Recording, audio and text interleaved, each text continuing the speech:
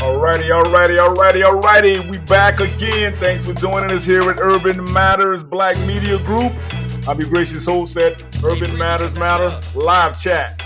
And family, y'all tune in. We got a real doozy for you today. We got a lot of fellas tapped in. A lot of the gentlemen are tuning in, and everybody's gonna pretty much speak what they have to speak. And y'all all know that we unapologetic on this platform now. So we're going to keep bringing it. We got my man's in the building, Marky Mark. We got Professor with us today again. We got Mr. A. Davis. They call him Nickazoid. We got a lot of businessmen on here. We got a lot of pastors today. King Baker, thanks for joining us again. I hope we got your back. So we're going to get ready to go live with it. How y'all guys doing? Bring it in.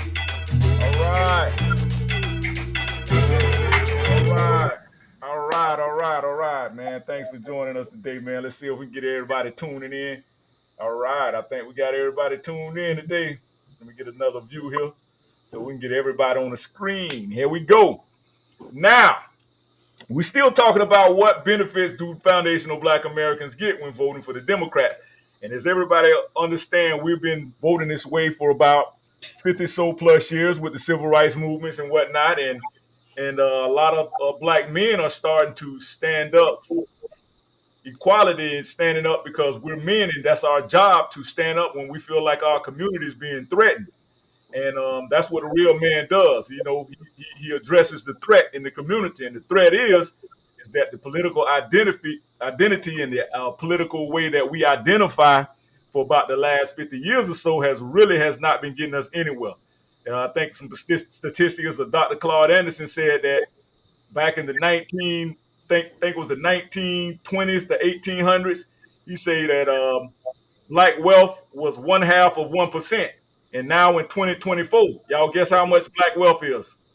0.5%. 0.5%. Still. It Okay. has not changed. Yeah, absolutely. Thank you for that, Mr. Baker.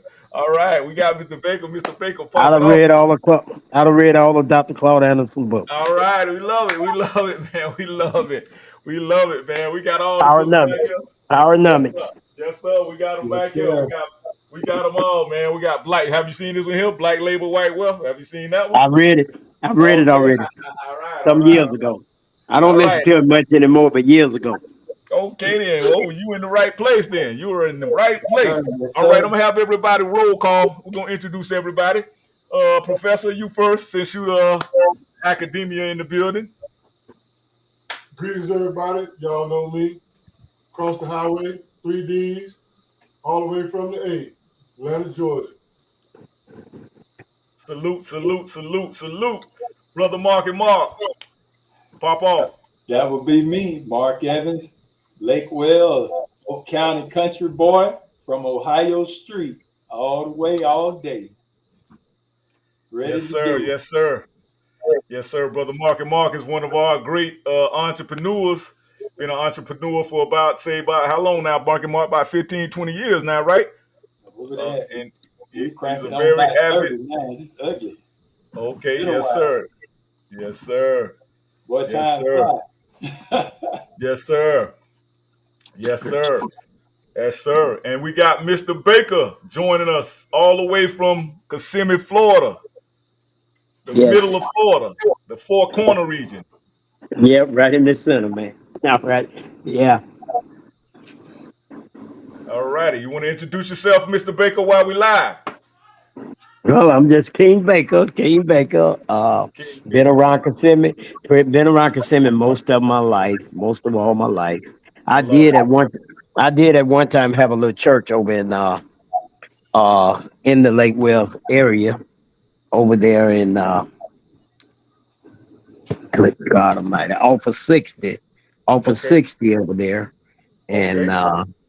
yeah, in Shua, Highland Manor, out in that area. Alabama. Oh, okay. Yeah, Mhm. Yeah, that's where my grandma, my grandpa was he built St. Thomas out there. You know St. Thomas right off of Big Sanko Road, right? yeah, over there where Roscoe was. Roscoe, right? My granddad is the one who anointed Roscoe as a preacher back in the early 70s. My Yeah, my grandpa, the Outings, you know the Outing family, right? Yeah. No, I don't really know. I know of them, Okay. but yeah. Okay, yeah, that's Yeah. my people. Yeah, my Yeah. grandfather built that church. He's the founder and the Okay. Well, constructed we that church came with bare hands. we came out there and started a church. I bought the we bought the old camp where the camp used to be. Okay, I remember that. I remember that. Yeah. Yeah, and I had a church going for a while. Okay. Oh man, that's Yeah. great history. That's great Yeah. history. That's great history. Okay. And Mr. Neek, I don't know if you can come in. I know you're driving. Mr. Davis, I know you back there driving. Can you come in and introduce yourself real quick? Yeah. Let's see. How you fellas doing today? This is Dominic Davis from Lake Wells, Florida, but in Orlando. Um, and I'm just glad to be amongst you guys. All right, all right. And brother Nick, you practice uh what is your spiritual practice? Well, most people will call it Hebrew Israelism, but that is not a religion. It's an actual way of life, Yes, sir. It's an which ethnicity. transcends from Israel, who was Jacob. Jacob had the 12 tribes, so it's the actual identity of who we are instead of calling ourselves black. Thank you. Thank you for clarifying that, Mr. Davis.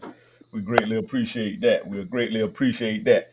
All right, let's dive right in, fellas. You know, I've been hearing some stuff out here, man, with uh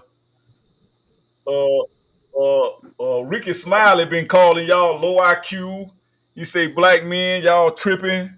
He's been arguing and screaming at black folks that say they don't want to vote for Kamala, y'all, excuse me. I never get her name right. Commandment, Kamala, however they call Yeah. her. Any of that. Skamala. Whatever y'all want to call her, But Ricky Smiley is talking real greasy. Let me let y'all hear some of this here real quick, so we can get some setting on what we finna get ready to talk about. We can get grounded on this thing real quick. Let me tune this in real quick, y'all. There we go. Let's see. Okay, let's see if we got it right here. Okay. I don't of the data, prosperity and great. This young man right here is named can't TD. I like listen to it's this funny, man but here it's a not lot. funny. He say we going by the data, and they want us to think that okay, by the data we're going crazy, and that we're not understanding the facts that we're reading about Kamala. Then he told us that we're not great researchers. He's saying research. If you research, you can find out all this data that Kamala is doing. But if you go to her website, none of this information about policies or strategies even exists. All I keep hearing is about where she's trying to prove that she's black, which we know she's not. She's another Obama 3.0, I call it. You know, somebody who pose as black looking people and really don't do anything for the foundational Aboriginal people of America, I like to say, and the melanated people that are the true founders of this country. So let me tune y'all in a little bit on this. I hate that, right? I can't stand it. But the truth is the truth as far as what the data shows, right? And in the face of the data, they're promoting this symbolic foolishness as if it's doing something for black Americans and elevating the black community up to some new level of prosperity and greatness, which it is not. Come on, man. Stop it, messy. Be on Stop the right it, black side people. of history. Be Yeah. on Stop the it. right side of history. We got to be on the right side of history, and you all better stop it. It's just the Amber Rose and everybody got all these videos and stuff and talking about Kamala Harris talking out of both sides of her. How would you say something so disrespectful? Even if you felt that way, I wouldn't dare make a video or say nothing like that to the vice president of the United States of America that's trying to stand up and that's going to possibly pick 2 United States Supreme Court justices or whatever to try to keep the laws in place that Thurgood Marshall and all of the people that have paved the way and try to redo. Trump is going to take the laws that Thurgood Marshall and all the people that paved the way, laid out for us. Oh, man, he about to roll back everything. Lord have mercy. And get back into some of this settled law, women's rights to choose, your voting rights, and Brown versus the Board of Education. Do your homework, black people. He sounds drunk, don't he? Man, he sound drunk. up. Let me just tell you something right here that could be very historic. And Kay pointed this out to me. If Kamala Harris is elected, she would be sworn in. She could be on sworn in MLK Day by the first black Supreme and Court possibly woman by justice. Ketanji Brown Jackson. Yeah. Does Stop that it. not give you chills? Come on Stop now. it, Does that not send Maria. just make your Another mammy. We love some Another symbolism, mammy. don't we? Oh, if you don't, what we could be witnessing, because it's a Do y'all hear this, man? I hear it. Let me make sure I got everybody in. Hold on. Missing our brother from Kissimmee. Okay, I think we done lost a few folks. Hold on. King Baker keep dropping in and out of us. Did we drop you, King Baker? I think we dropped King Baker, but I think we got him back.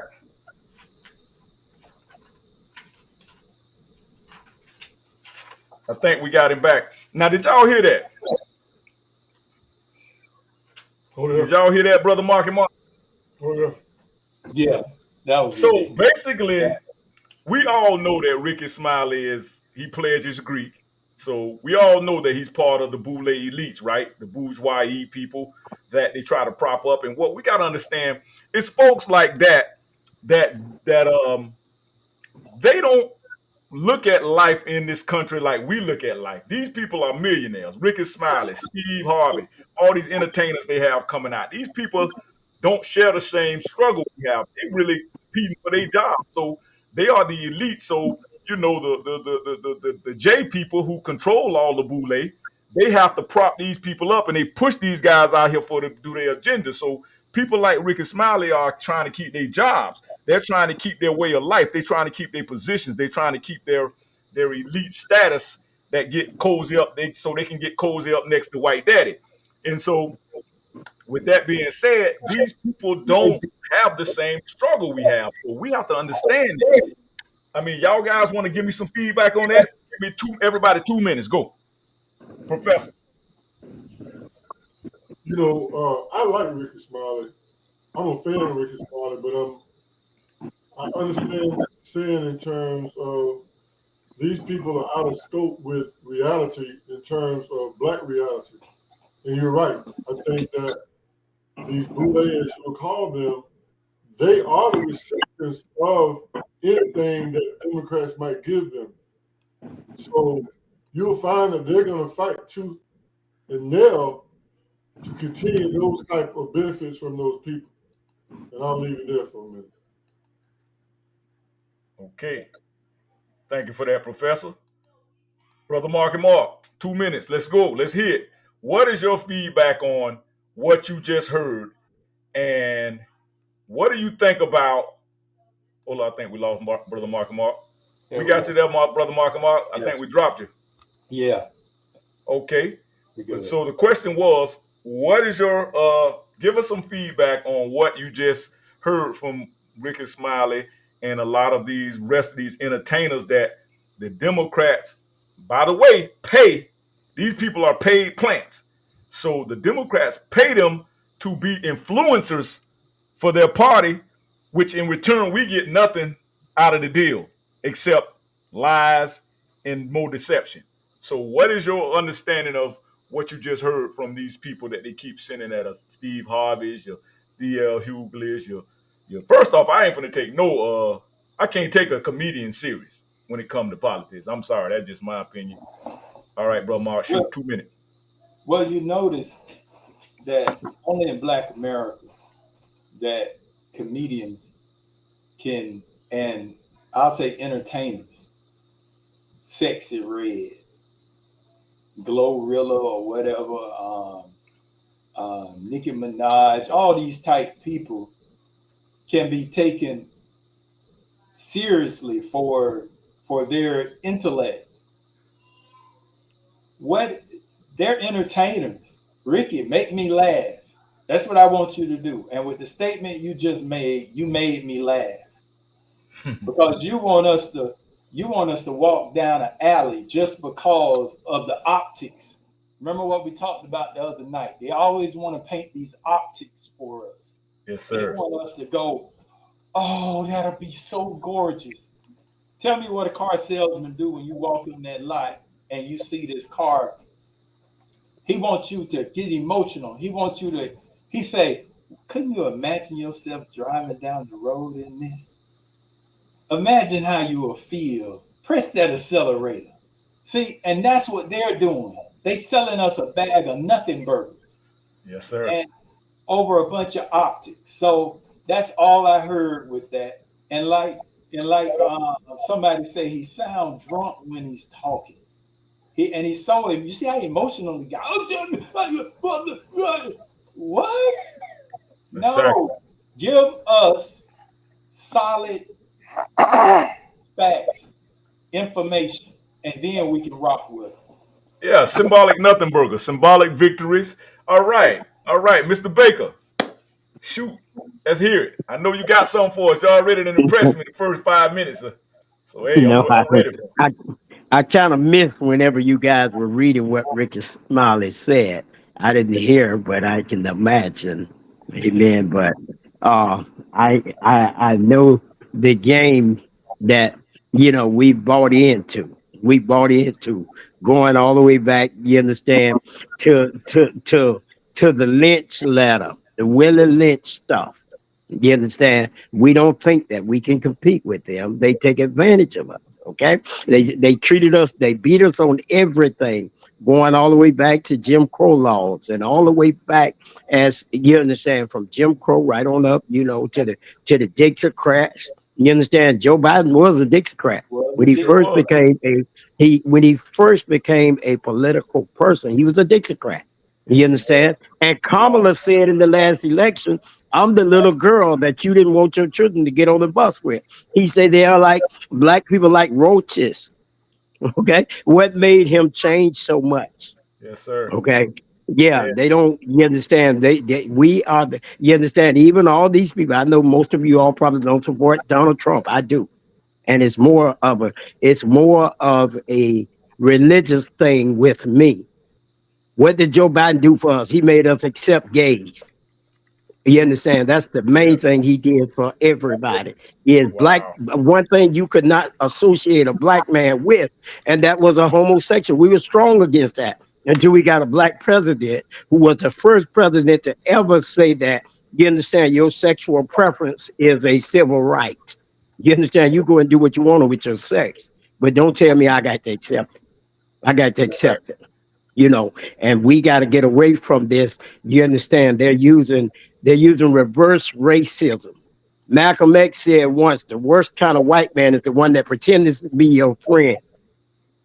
Okay, you Yeah. got to watch them guys. See, where Donald Trump stand, but those Yes. who pretend to be your friend, Yes. those are the ones that's going to do you in, and those are the ones going all the way back to Lyndon Johnson. He signed some things in the order, but the next thing he did, he went to going into the houses and making it so the black man couldn't stay there. Yes, sir. You understand? And they did all this, all right. And when they integrated our schools, our Dr. Claude Anderson talks about it. Okay, when they integrated our schools, the first thing they did, they only kept 25% of our black teachers. And then in order to meet quotas, they took 25% of our students and put them in special classes, special ed. Government giving them money to do that. So you understand, and they still treat us as a lower class people. And we are, they keep, ever since they start coming out with minorities, they put a new group in there. And every time they put a new group in there, we sink a little lower. We sink a Yes, little sir. lower. Everybody's above us. Okay. Yes, You sir. understand how can you make people from Spain minorities? They right next door to England. Okay, from Spain, from France, from China, all of these people, you start making them minorities and putting them above white people, above Yes, black sir. people. Now, I Yes, don't want to sir. get into all that. Leave me alone, because I Yes, could sir. talk about this all day.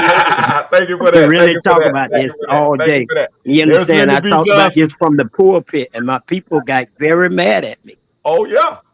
You Yeah. understand? Because I tell them that, show me something that the Democrats have done for you. They can't. They can't. Yeah, At least when Trump was president, he got the gas down to $2. Yes, sir. And The there's first Lyndon B. bill, Johnson right there, Mr. Baker, saying, huh?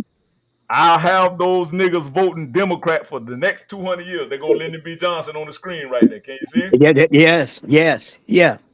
He That's said it. him. I see him. Yes, I was a young man, young boy then. Yes, And yes, we but still, he was right. but He see, was right. Look at us. We still yeah, voting and don't we even know still why we voting. voting. That's right. That's right. Cause you understand it really started. Okay, it really started when Goldwater made all these comments. He was a Republican. He made all these comments about black, and Martin Luther King said we don't need to vote Democrat no more. So 90% of us have went. We should have organized our own party, and did like the Cubans. When the Cubans came to Miami, they had a list of demands, and they talked to both parties, and they said the one that will meet our demands, that's what we voted for. But they stuck together. We ain't never done that. And y'all Awesome. You know understand? what we We're the want only people. I'm sorry, but we're the only people that vote that never demanded anything. Yes, sir. We Yes, were just sir. so proud. We were just so proud. The master told us we can vote. We ain't never asked him to give us nothing. Yes, You sir. understand? We just accept whatever he throw at us. Yes, sir. Oh, Mr. So Davis. So we got Mr. Davis. We're gonna let Mr. Davis go for 2 minutes. Hey, we I'm appreciate that, sorry I Mr. went over Baker. to. No, Mr. Yeah. Baker, listen, I'm so it's just oh man, it brings so much joy to me that we have gentlemen your age and the professor age that can really tell the history because you were there. You were That's right. around this time, and that is so valuable to this platform. I just want to thank you for that blessing. All I'm right, gonna have Yes. Mr. Davis. I'm gonna Hold have to on, go to Professor. Hold that on. church. Keep that note, Man, Professor. Hold on. man, these brothers on it, man. I mean, I don't even know what to say to add because they filled Amen, amen, Real. the airways with the truth. But I will say this here: your Ricky Smiley's, D.L. Hewley's, um, your what's the young lady that Reed? What was it Joy Joy Reid. Reed? I call her Joyless Reed. Yeah, people like them, which make up either someone who is black from America or someone who is like from Africa and then speaks on behalf of blacks, they literally believe the deception that the Democratic Party is for you. And I'm just amazed that as smart as these people claim to be, they cannot see the simplicity of the trickery that they do. I mean, if you take Yes. Malcolm X, you take Martin Luther King, you take Everest, you take any of those leaders that lived back then, they were killed because of their standing for black folk. Mm-hmm. And the people today that claim that this is the way for black folk, ain't nobody chasing them. Ain't nobody trying to kill them and sending bombs and KKK coming after them, which really comes from the J people. You know Mm-hmm. what I'm saying? So when we look at those things, man, we really have to just think, hey, if this didn't happen to Malcolm X, and if this didn't happen to MLK, I mean these things that happen to them, but it's not taking place with these people today that call themselves black leaders. We don't even listen to them. Yes, sir. Yes, That's right. sir. Yes, sir. And I see Mr. Baldwin. We got a Mr. Baldwin in the comment section. Mr. Baldwin say, just like these pastors selling the congregation to these politicians when they visit their churches once the voter seasons comes around. So I guess Mr. Baldwin is saying these pastors, a lot of these pastors, not the pastors on this line right here now, of course, but the pastors Absolutely. that the pastors that we're speaking of, the Boule pastors, they are basically selling their congregation over. Because I ask pastors all the time, y'all know, and it's a lot of pastors I know in my family and friends, and I ask them, I say, how can you be a Democrat and really be a man or woman of God Right. and you co-sign homosexuality, you co-sign Amen. abortion, you Yeah. co-sign all this sin. So I just want to hypocritical. know that. Mm-hmm. I just want to know that. Okay, brother Mar, you were saying something. No, I agree with you wholeheartedly. And that blows me away. These quote unquote Christians. How is it you're a Christian and you're standing out there fighting to kill babies? Let's call it what it Amen. is. You're gonna kill a baby and you're gonna fight for the right to do it, Abominations. and Well, that's great. you are going to fight for the right. to change the sex of a little boy at the age at these very elementary ages, Wow. or a girl, just because they say I might feel this way. Are Wow. you kidding me? And you're going Wow. to fight for a right to then let that very same boy or girl run around and dress up like whatever their mind is telling them or whatever you're convincing them to be, and you're forcing everybody else to believe in their illusion. No. What about the men having babies? What about the men having babies? I seen something today about what you just said, brother Mark. About I think it was Kamala. She was getting ready to do a case, and they was going to present it before Ketanji Jackson. She was going to push it through the Supreme Court, but a little girl, no, let me say, yeah, a little girl, she wanted to cut her breasts off and become a boy, and the parents were against it, and they're trying to set a law up in place now where they take the child from the parents if they don't let the child have sexual reassignment surgery. Now tell me, at It's what already on the books. in any of your lives did you even think about that type of stuff? See, that's the thing I'm talking about. If we got to let kids be kids, and we got to stop these liberals from brainwashing our kids in school, and that is so important. And that's something else that the Democrats are down for. You know, they're down for these cross dressers to come in and talk to your kids and prance around for your kids. We can't you can't be a Christian if That's you're down right. for all this stuff that God not down for. I thought you're supposed to contend for the faith. And Yes, sir. you're not doing that if you're what they say, be ye not transformed in the ways of the world. Why is it you allowing the world to transform the way you Transform it. conduct church, the Transform it. way you do everything? Yes, sir. Yes, sir. Professor, you had something to say. Go ahead, real quick. I think you blanked out on us, bro, Mark. No, no. Well, first of all, I just want to commend Pastor Baker. I mean, I didn't think that there were any pastors in life that exist like that, and I just want to take the time to commend him on that. We came out of the same era. He graduated in 1977, just like I did. So what a refreshing experience to hear Mhm. a pastor. Because let me just talk about these pastors for a minute. In my eyes, most of them are sorry. And let me just tell you why. I just finished doing some research today on the achievement gap in Polk County.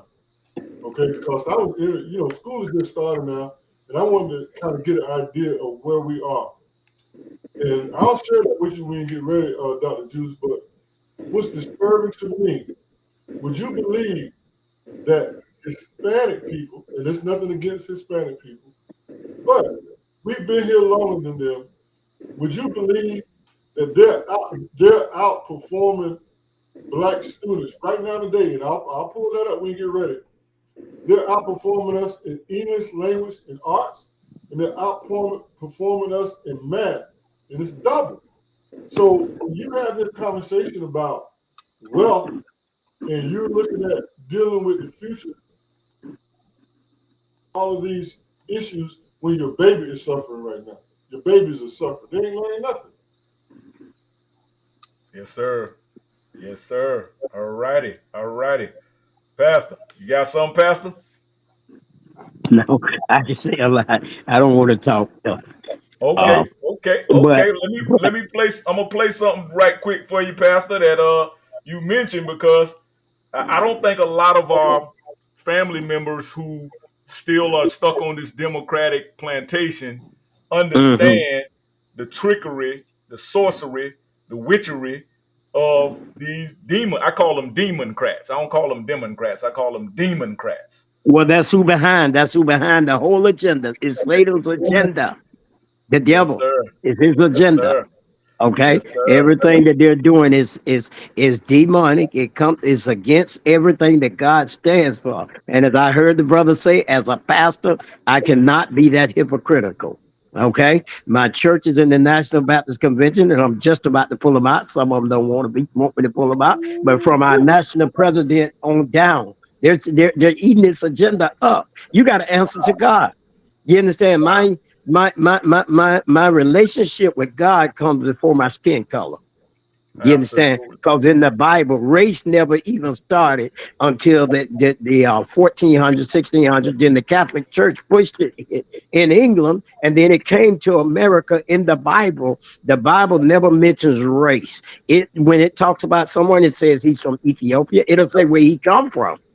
But nowhere in there does God mention race. Okay, we come up with racism, and we come up with most of this stuff that you understand, and so they're killing us with this. And you're right, we Right. still on the plantation. We on the plantation. I Right. said I wasn't gonna say nothing. I'm sorry, but I Right. can sit and talk about this stuff all day. We gonna let my brother Dominique come back on that after we finish playing this clip right here. But it's to go Okay, what you said, Pastor. You said that Kamala was against Joe Biden and called Joe Biden a segregationist back in 2019, right before the in the primaries, before the election. that's Here we right. go. We're gonna play that real quick. That in this campaign, we've also heard, I will say also that in this campaign, we've also heard, and I'm going to now direct this at Vice President Biden. I do not believe you are a racist. And I agree with you when you commit yourself to the importance of finding common ground. Y'all turn your monitors down a little bit if you got your monitors Mhm. kind of loud because it give us a little feedback sometimes. Yeah.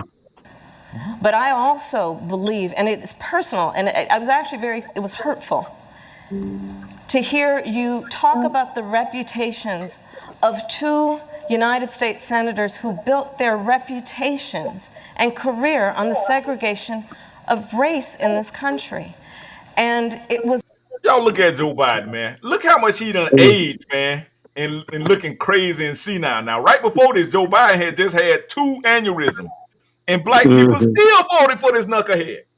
Yeah. This Yeah. man was out of his mind back then. Hmm. not only that, but you also worked with them to oppose busing.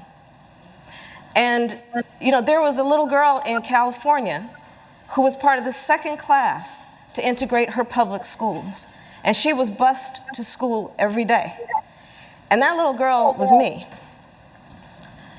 So I will tell you that on this subject, it cannot be an intellectual debate among Democrats. We have to take it seriously. We have to act swiftly. As Attorney General of California, I was very proud to put in place a requirement that all my special agents would wear body cameras and keep those cameras on. That's it. Yeah. Taboo. Taboo. Yeah. Right. Don't nobody want to hear that, Flim. Don't nobody want to hear that. That just show you how these people are willing to switch out, flip flop, and now they support how she working for the same dude she just called the racist. I didn't get the part in there where she called him a racist, but she called him a racist and a segregation. And everybody know that Joe Biden did the eulogy for 2 KKK members, That's right. sitting senators that were in the Congress. He Strong, did their eulogies and said they're his leaders and Strong mentors. Thurman and Bull Connor. Yeah, Strom Thurmond and Strom Thurmond got black children. These jokers crazy, man. These But crazy. but you know, we can list one by one all the many things that makes Biden or makes it where you can call him a racist by today's standard. But by the Again, very go back. same token, I look for people to do the same thing. I say, well, give me the things you can say about Trump, because as far back as I can see, he's been immersed in our culture. That's Now, right. Absolutely. when you talk to the old people, that's just like I didn't know this, but he supplied the Black Panther Party with money. Sure did. Yep, that's what Hilliard said. Mhm. So There you was know, a time. like Can I he's say something? he's done a lot of stuff, Hold on, Pastor. like Hold you on. say, Keep with that note. Jesse Jackson supplied his campaign. But one thing about people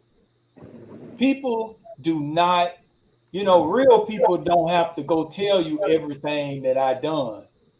When I'm That's right. real, if I go rub your mama feet when she was sick, I don't have to go online or on live and tell everybody I was rubbing on Jew's mama feet when she was sick. No, because I'm not doing it for that. I'm doing it because it's in my heart. So, and it's just like when I look at the two, when they're around our people, and just the comfort level. Y'all know, y'all in the age group. You know how you can look at a, you can see stuff. We be like, oh, look at him. He almost cringing when she touched him. And things like that. Oh, heard how he said that? See, that ain't right.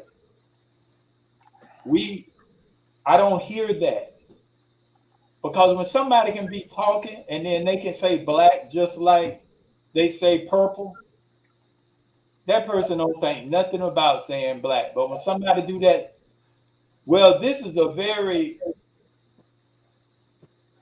interesting black person. See, You trying to get your head right before you say it. You're nervous. So, but we have to look at stuff like Kamala and her flip flops, just like we look at everybody else's. It's not okay on one side if it's not okay on the other side. So let's be fair in our assessment with any of them. And that's what we got to start doing, having a fair assessment and not just looking at the optics that they want to lay out before us and our boule want to lay out before us. Yes, sir. Yes, sir. Yes, sir. Mhm. Professor, I see it in your eyes. Go ahead. Professor finna chop them up. Well, I sent you something to put up on the screen, and it's amazing how Trump wasn't a racist until he ran for president. I That's sent right. you an article where he's financed so many black businesses. He financed fighters. Now, let me say this to you. I never liked Trump personally, and let me tell you why. What put me off was the Apprentice show. I'm a business owner, so to tell me, a white man at that, telling me that I'm fired, that don't work well with my spirit. However, however, when I do an objective analysis between him, uh, Kamami, as you so eloquently call her, he's been baked into the black culture before he ran for president. Everybody was trying to party with Trump. Everybody was trying to get with Trump. You're right. Everybody black. Hmm. Look at all of those black people hugged up with Trump. What happened to that? Muhammad Ali. Right. Yep. So how did all Yep. of a sudden he become a racist? That's propaganda. Yeah. You tell a Al lie long Sharpton. enough, Al it Sharpton will loved him begin to before he believe. ran. They were good friends. Al Sharpton, the Clintons. Sure Yeah. enough. Those were his friends. He hung out with the Clintons, Al Sharpton, and even the NAACP wanted to give him the Man of the Year I award remember that. one I time for remember that. donation. Yeah. I remember that. So yeah, He but he financed, he financed Jesse Jackson campaign. I'm. Okay, let me say one thing, brother. Let me say one thing. Okay, there's a scripture that says in Isaiah chapter 5, it says that there's going to come a time when they call good evil and evil good. Look at it. The whole Yes, sir. agenda is evil. but Yes, they're sir. classing it as good. Okay. Yes, sir. Now, going to church and toting the Bible, they're coming after Christians that are standing against them. See, right now they're going after a lot of white evangelicals because they are not. They're not going along with that. But see, they don't bother black churches because we buy and we suck up the whole agenda. Yes, sir. Okay, but they already got the laws on the book to come after the church.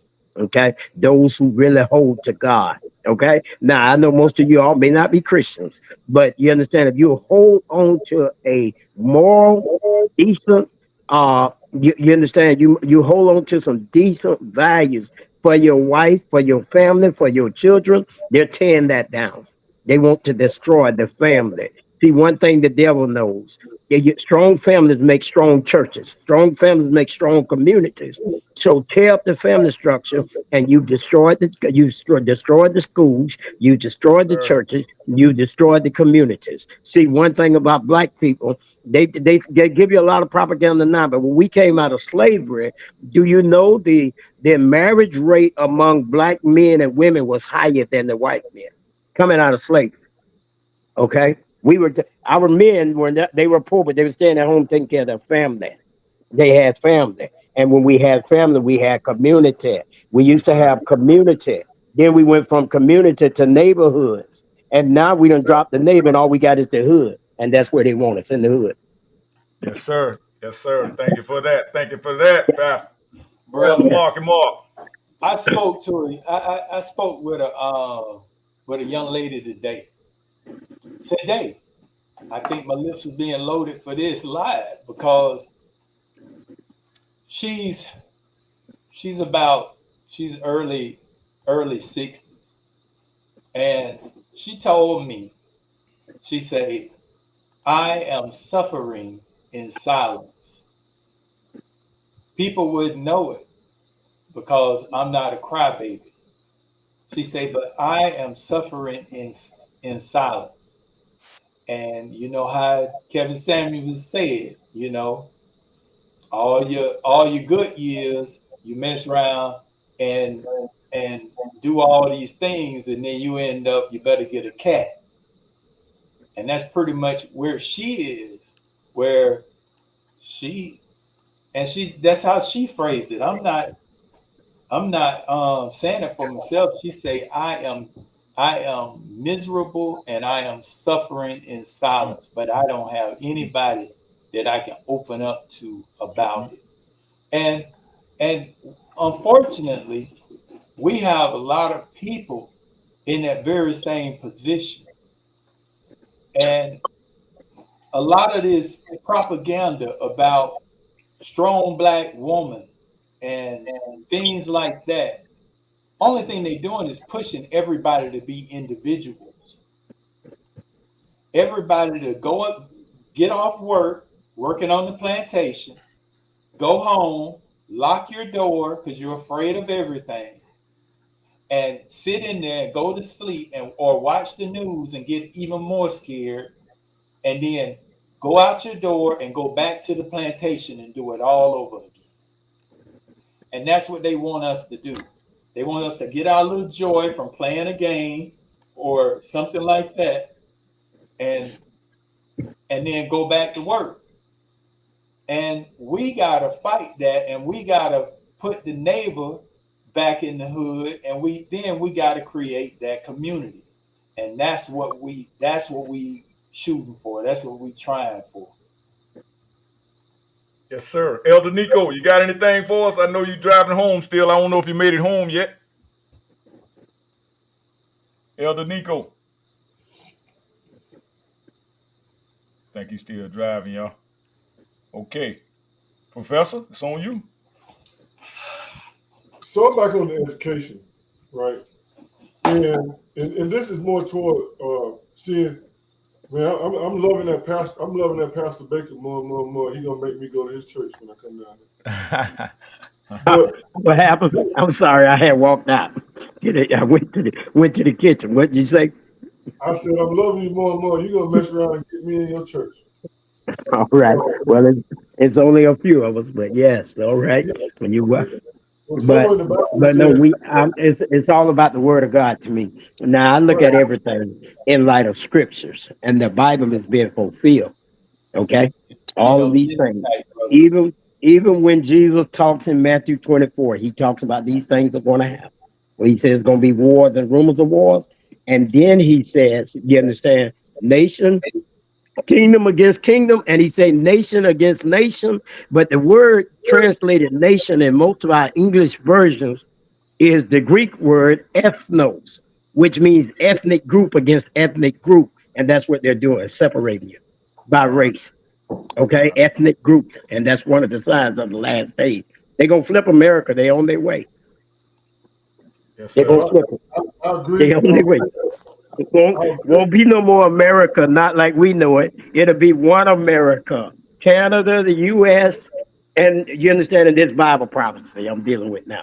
But Canada, the US, and Mexico will be one as part of the New World Order. That's where they're headed for the New World Order. Well, we Okay. were one. We were one before the invaders came. They've been Hmm. separating us for a long time. We were Yeah. just called, the natives used to say America in different language, Americu, America, Amerique, and Hmm. the invaders, the invaders just changed it and they called it America.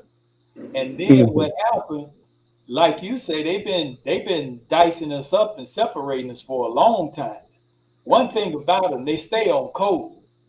They're gonna keep, so they separated as they conquered, and they claim they section of America because all of the Caribbean, all of the United States, Canada, Mexico, all that was called America, America, America. And Yeah. then they came and changed it into North America, South and Mexico, and all those other things. Yeah. Y'all boy finna make us go viral. Go ahead, Professor. Finish your statement, Professor. 2 minutes. Yeah, yeah, yeah. All right, I'll be real quick on that. I'm still back to education. being B1 in terms of a couple things. Education. And this is more toward the pastor as well, as that if we traded ownership for integration, and the only institution that's in the black community that's left is the black church, do you believe that the church should bear a responsibility for education like it did in the past? I'm back on the data I'm very disturbed by the data that I saw today in Polk County, where we're on the bottom. We're on the bottom with English. We're on the bottom with math. How can you pursue wealth when you're on the bottom academically like that? And what responsibility do you believe the church should have in addressing that issue, Pastor? Share that data, Professor. Share that data. Oh, okay. Give me a Pull it minute. up on Go the ahead and say screen. something. I'll be ready in a minute. All right. All right. I'm gonna play some more of this video we introduced us the platform on, family, and I want y'all to hear some more of this real quick. And And I'm ready when you are. this brother chopping up some heavy game.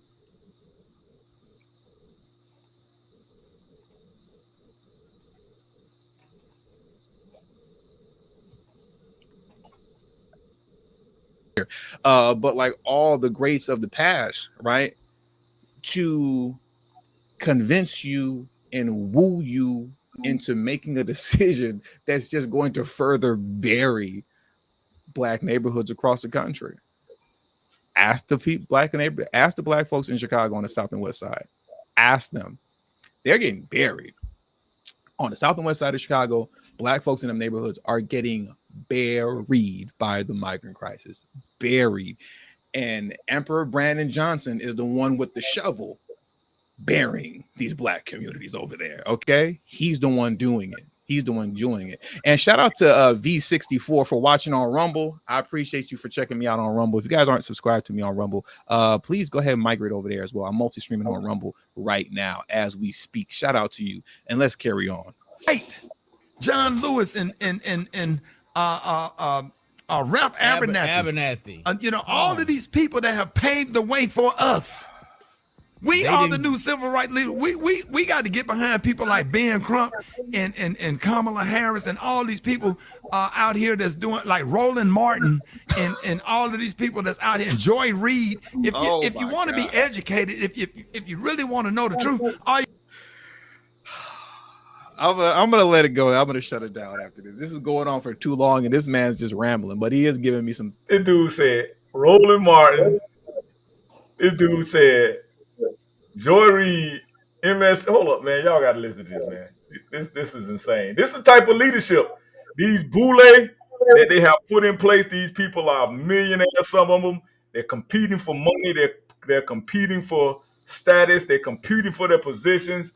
We cannot allow these people, just because they have a Caucasian or a Anglo-Saxon platform of media that they talk on. That's why I call this black media that we're getting right now, because we have to learn how to represent ourselves. We have to learn how to control the narrative.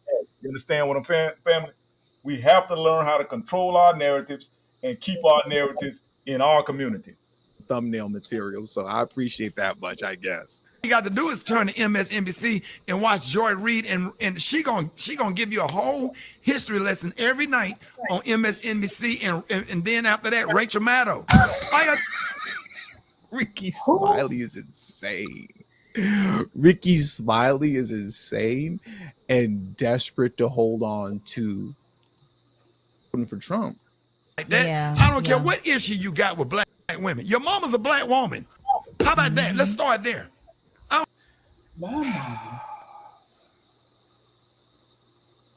Clearly, you have an issue with black women.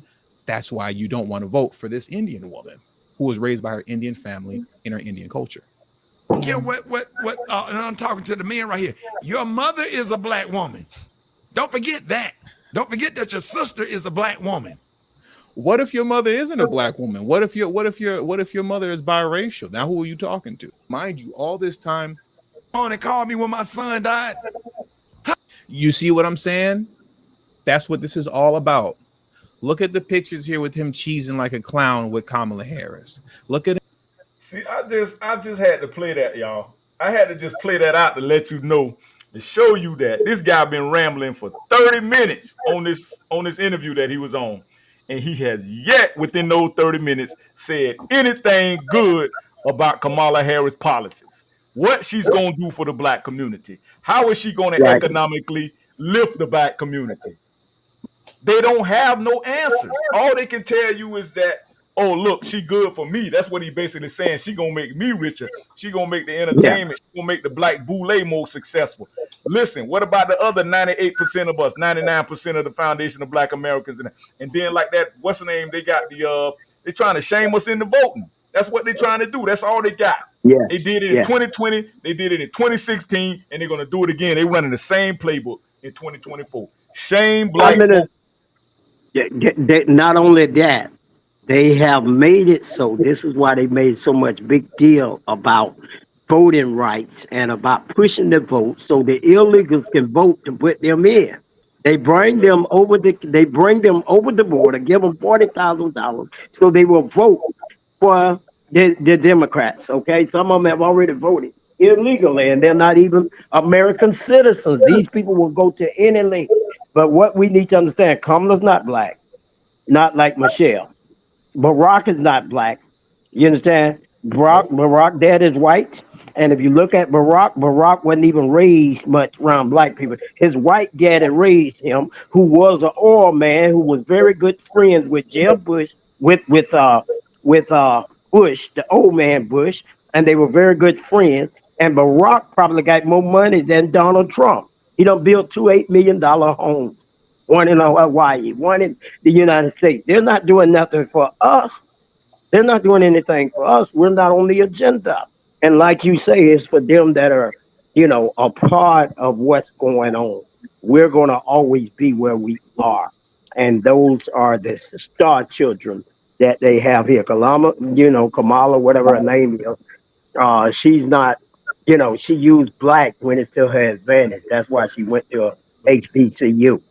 But she still had the white man that she used as much as she could. Okay. Now, why they don't talk about this? Who signed Who wrote the crime bill? Who wrote the crime bill that Joe sent Biden. over 100,000 black boys to prison? Joe They Joe didn't Biden. care Biden. about. Joe Biden. Okay. Who locked up all these black men to keep the market going? You understand, when they started selling these prisons out in California, and they needed to keep a quota, Kamala was filling the quota for them by sending our black boys to That's how prison. she made her Okay, career. That's how so she why made her why don't career.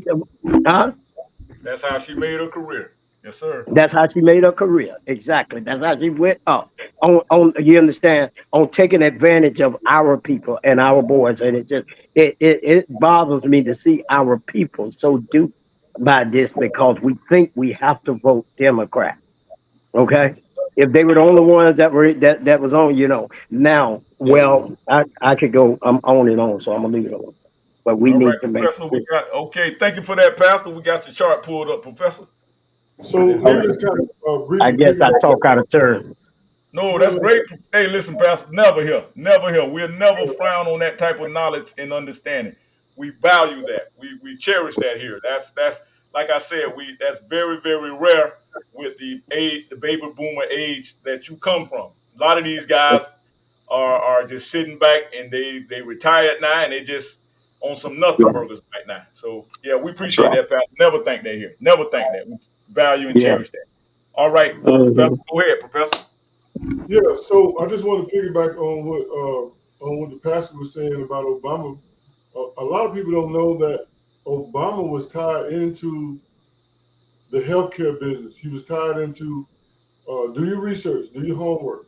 Yeah, that's But right. he was tied into Blue Cross Blue Shield. That's why he did the Obamacare and all that health stuff, because he got Right. paid. Okay, Absolutely. he got paid. He was tied into all of that.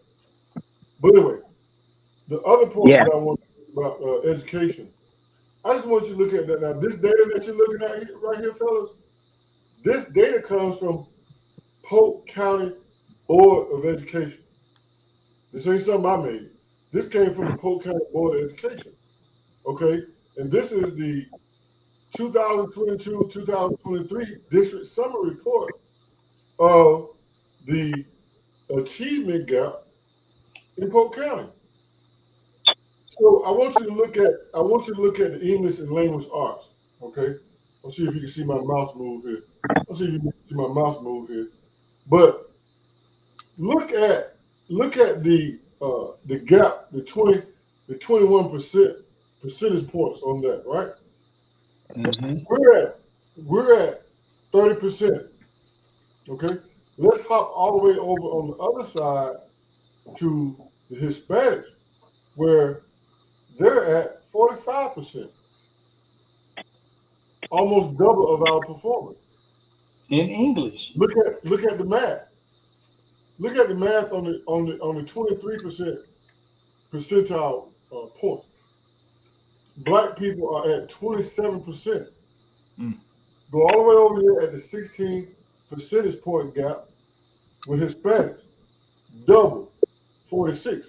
So when the kind brother was talking about how black people are buried in Chicago, you should take note to that, because it's coming to you, and it's really already there, based on this data right here. So now, if you can't look at what's going on with our boys, there's no concerted effort to teach black students, obviously. So if you can't read, you can't write, you can't do math, right? You don't get out here and commit crime. If you look at the Atlanta news just this week, just this week, we've had at least 3 to 4 police shooters are killing black boys.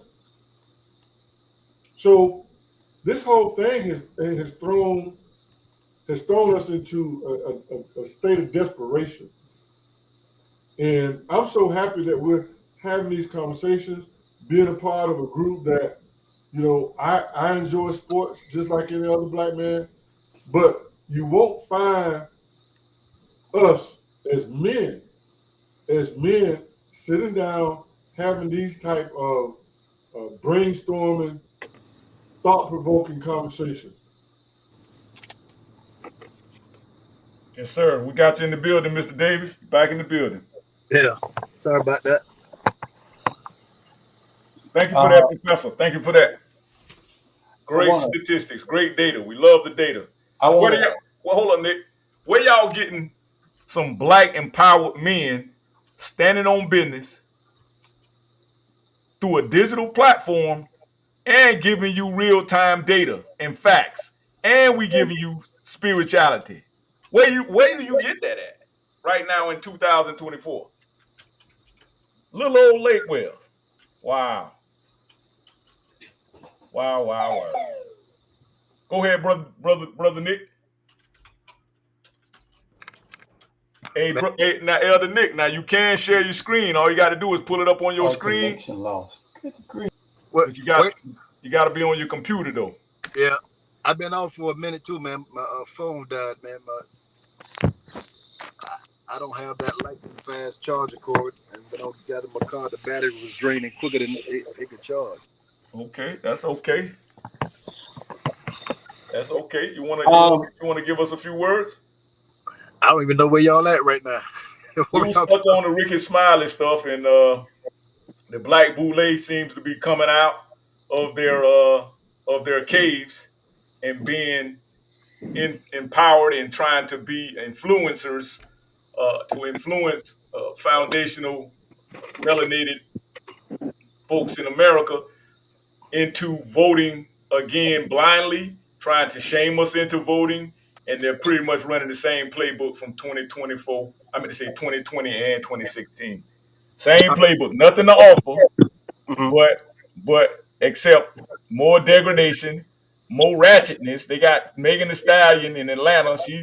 She twerking in front of white folks and just making us just look just bad, and it's that's it's not. And then they claim that the one policy that they pushing that they really been successful at, and that's Asian hate crime bill and different benefits and policies for the Asian Islanders and Pacific Islanders and Asians and Latinos. And no shade on any of my folks. We don't listen right here. We don't hate nobody, but we're not going to sit up here and lie and say that we love you more than we love ourselves. We're not going to.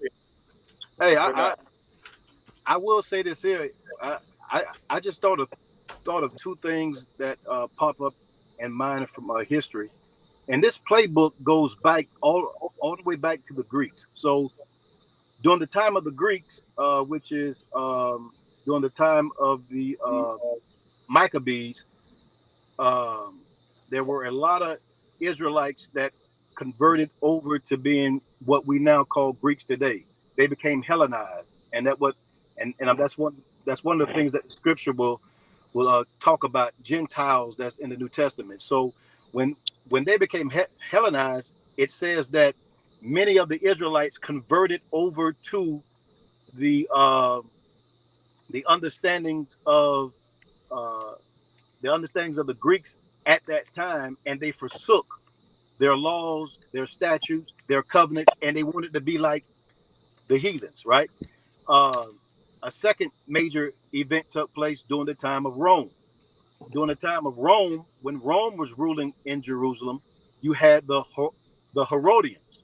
Herod the Great, who was a Edomite, ruled over the Jews, in which a lot of the Jews consented to him by supporting him instead of really supporting the Jews. So this playbook that you mentioned, that we well know of, that the American policy really tries to duplicate over and over.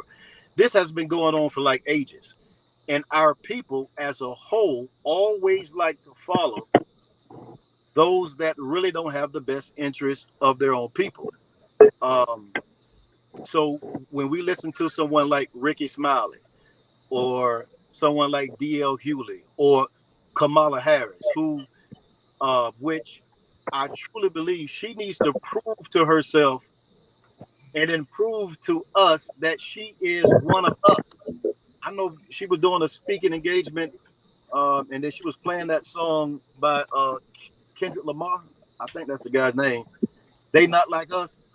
She's Right. not like us, man. Judge Joe Brown brought out some information on her saying that, and he said that he knew her father personally. He said that she went to school in Canada. So even though she was born in Oakland, she wasn't the one that was even on the bus. So she can't even identify with black folks. And that's probably why she went and pledged AKA, because she had a plan Exactly.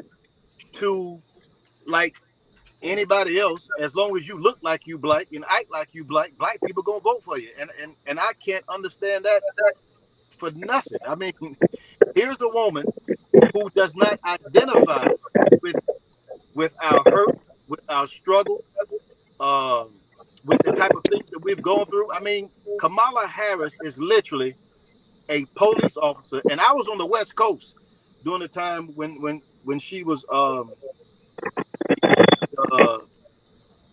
DA.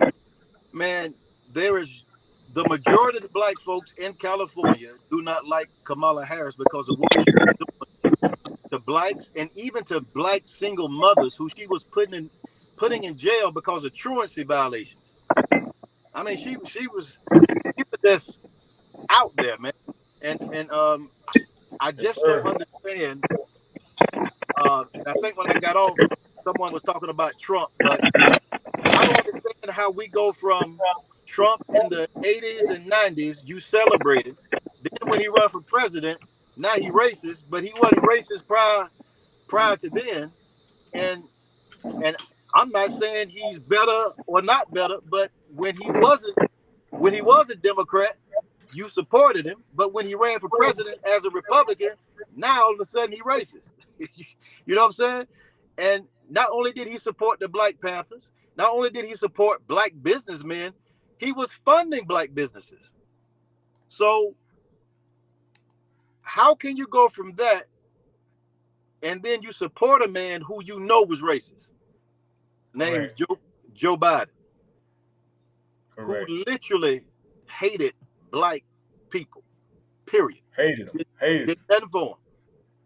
Hated him. Problem is why don't you go get your daddy to give you an affidavit that you have a black ancestor? And since the only possible claim you have is through your great grandmother, who he says was a Hindu house servant that just happens to be swarthy, where'd you get your blackness from? See, you're faking it again. And I say this after 50 years of experience: the worst human beings you will ever find are career prosecutors. Something slimy about them. They are so turned off by humanity and everything else. They don't care. They're trying to win the game. It is just play to them. They don't give a damn about the people they represent. They just want to win. So they lie, cheat, steal to win the game. And that brings up the other thing, where the Supreme Court of California ordered her to produce the evidence that was exculpating to somebody sitting up on death row that she had hidden. They did that over and over and over again with her hiding this evidence. Now, there are exceptions to this rule with career prosecutors, but if you ever want to sleazy somebody, find yourself a career prosecutor who's never done anything else but that until they have moved up. Now, there have been people like Thomas Dewey, who was a career prosecutor. He got Lucky Luciano, the gangster that set up the mob as a syndicate. Get on up, you know. Or Xi Jinping, is he supposed to be impressed? She's doing word salad. Well, we're here today because China and the U.S. are here today, and that's why we have to agree on. My thing about it is if I'm crude about it, in this city years ago, I used to represent a whole bunch of pimps and hoes, and I know a hoe when I see one. And I say this: I don't care, women, you do what you want to do if you want to have recreational sex, but when you do the casting couch or anything else for professional purposes to get paid or advance, you a hoe. And she's old hoe. And the problem is what is she supposed to do? Somebody one of her sycophant slaves comes up and unwraps her in a carpet naked at Putin's feet, and he says, "Oh yeah, I'm Julius Caesar." He said, "No, I got better stuff here already." Hey, Joe Brown don't care, what. Joe Brown don't care, man. Yeah, he don't, boy. Wow. Wow, wow, wow, wow, wow. That's hilarious. Go ahead, bro, Nick. Yeah, but you right, bro, Nick. Like I say, man, y'all don't realize the type of diabolicalness we are dealing with. And this is why I keep hammering down and doubling down on this topic. And Professor, Professor is an avid advocate of education in the black community. And we got high schoolers, 12th grade people around here reading on third grade levels. And you got ninjas gonna get ready to go back to the polls and vote again for nothing. Don't try, at least do something for the kids, is all I'm saying. You feel what I'm saying? Y'all feel what I'm saying, family? At least let's get some resources so that we can educate our community and we can make sure that they have something going forward. Because I'm just be honest with y'all, and I love my family, and I'm not crapping on my mother, father, grandfathers and grandmothers. They did the best that they can do. But now, if you're in that baby boomer generation with all this technology at our fingertips and you still push willful ignorance and you still have cognitive dissonance and you don't want to understand that you are dealing with willful ignorance and you're trying to push your willful ignorance on other people and you're saying, okay, well, Juice, well, what's up? Present this and that. Nobody can present me any type of facts that Trump is a racist. You can't present me any facts that it's going to benefit us if we continue to vote Democrat from this point on. I mean, I just need some data that can back up Kamala and can back up Joe Harris. I mean, I say Joe Harris, Jim Crow Joe. So until that time, I'm going to be an advocate of saying, hey, you know what? Trump came out with the platinum plan. Trump sat down with Ice Cube and talked about the contract with Black America. The Democrats won't even let Black come out their mouth specifically. Kamala say, no, I'm not going to do anything specific. But listen, Trump had stuff on the books ready to, and this is my thing too, and I'm going to land my plane right here. Kamala in the White House now with Joe Biden. Do something for Black people if you want our vote. You in the White House now. You can do something. You can say, hey, look, I'm already in the White House. Look, I'm going to do this for y'all. Guess what? Because I'm going to get voted in again. And then by the time I even get voted in again, I'm going to be I will have already done something specific, gave y'all some policies and put them on the book right now because I got that power right now. You vice president fun to become president and you telling me you still don't have enough power to do something? Man, miss me with that, man. Miss me with that. I digress. Who's next? Brother Mark, look like you want to hold up. Let me take y'all boys off of mute. I had y'all because I had a lot of feedback. I didn't know where it was coming from. My bad, y'all. I'm so sorry, fellas. I'm so sorry. Yeah, we had a lot of feedback. Hey, Nick, mute yourself because you might be out. I think you out and about.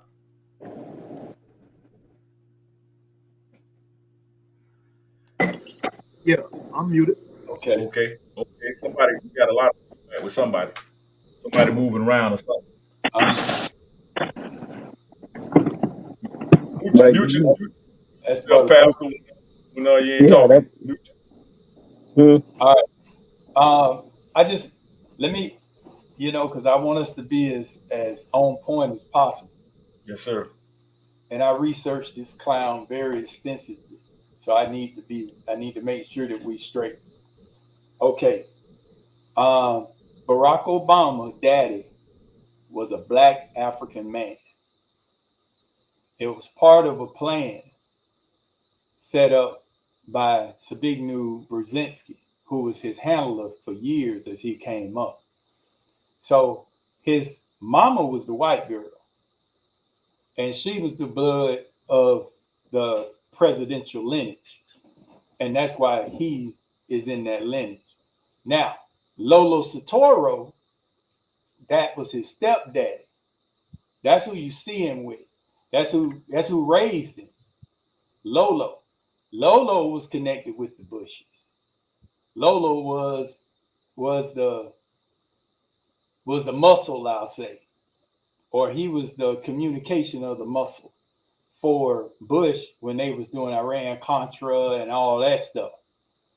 And so that's who, and the whole change of name to Barack Obama, that was to try to get some distance between him, Lolo, and that Bush connection and all that stuff. And yes, Brother Baker, dead on it. Barack got more money than any of them because when Lolo died, Barack got the money. So, but that's the only thing I wanted to correct is his daddy is African, and that was a part. See, do y'all remember? Do y'all remember when That's his President sperm Bush? donor. His dad is Lolo. Do y'all remember when President Bush tried to go over to Africa and get them to do something, and they basically laughed him out of there? And that was just a test. They masters at doing tests because they already knew they had Obama in grooming. That's why they wanted to start AFRICOM. You can look it up. AFRICOM. AFRICOM. What is AFRICOM? That is America putting a military base in every country in Africa. That's why the nigglets over here in America, the nigglets over in Africa loved him to death, Obama. And Obama was able to go over there and do that because that was his mission, was to get the AFRICOM going. So we have to understand that these people plan long in advance. Zbigniew Brzezinski, he wrote the book, The World's Chessboard, or something like that. Just look him up. He was Jimmy Carter. He was Jimmy Carter's foreign advisor. And you'll see him all over Obama, too. So we just have to realize that all the optics that we see has been planned well in advance. And so let's not think that this wonderful vote that we did made this happen. No, this was gonna happen. This was gonna happen. And I say to you and anybody else, the only reason Trump won the presidency the first time is because Trump had all the proof lined up, proven, because Trump is like a white Dick Gregory. Y'all know how Dick Gregory had all the dirt about everything and had people. That's what Trump do.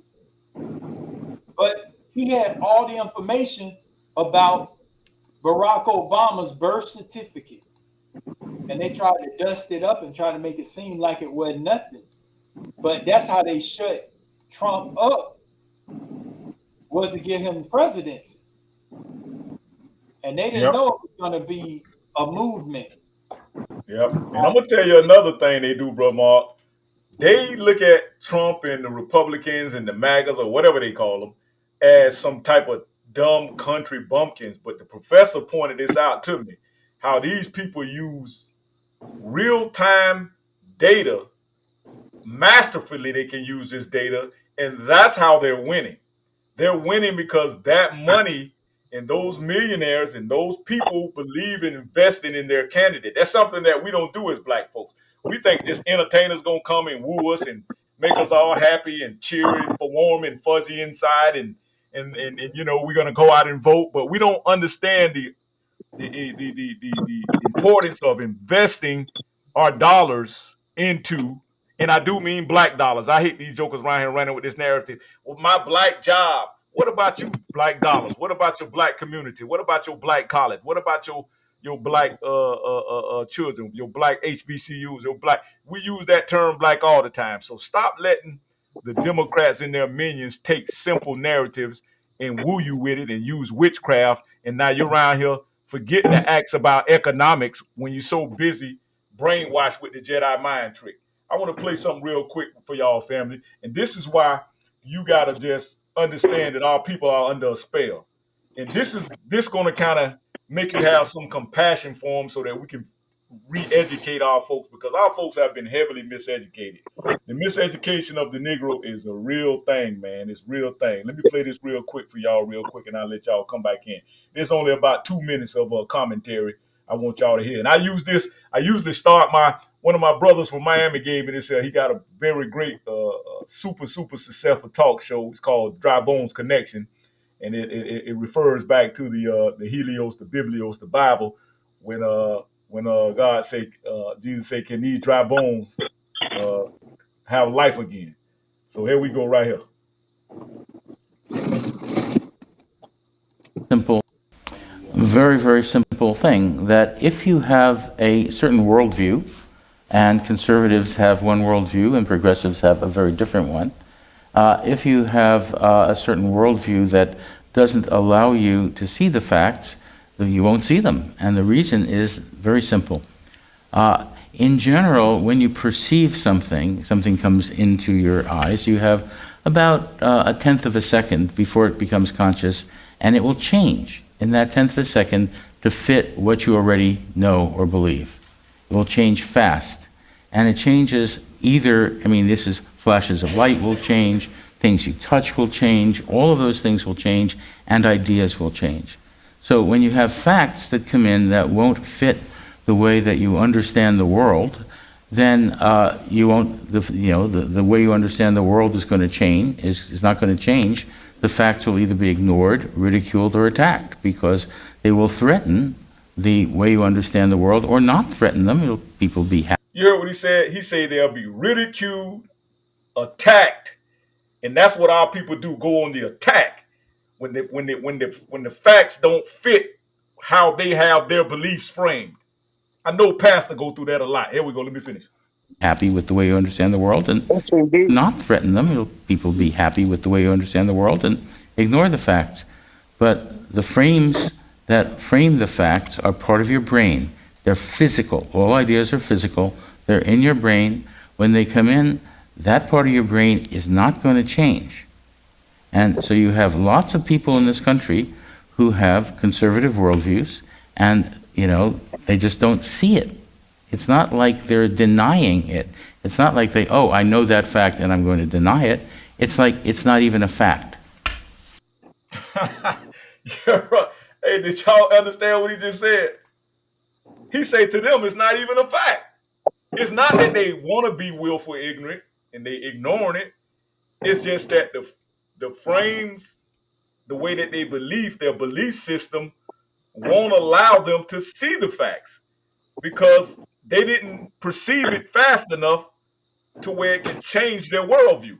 They've been like this so long, it's just like, to them, it's not even a fact. It's like you're not even talking, right? That's what that guy's saying. You sound like Charlie Brown parents. Wow. And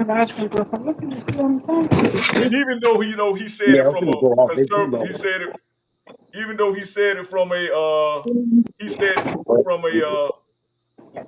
see what that is. Somebody, we got some background though. Bro, even though he said it from a standard of from liberal or whatever view, that can go both ways. It can go from conservative side, it can go from the liberal side. So I think that's sometimes where we get confused and we draw the line. Some people have liberal worldviews, progressive worldviews. Some people have conservative worldviews.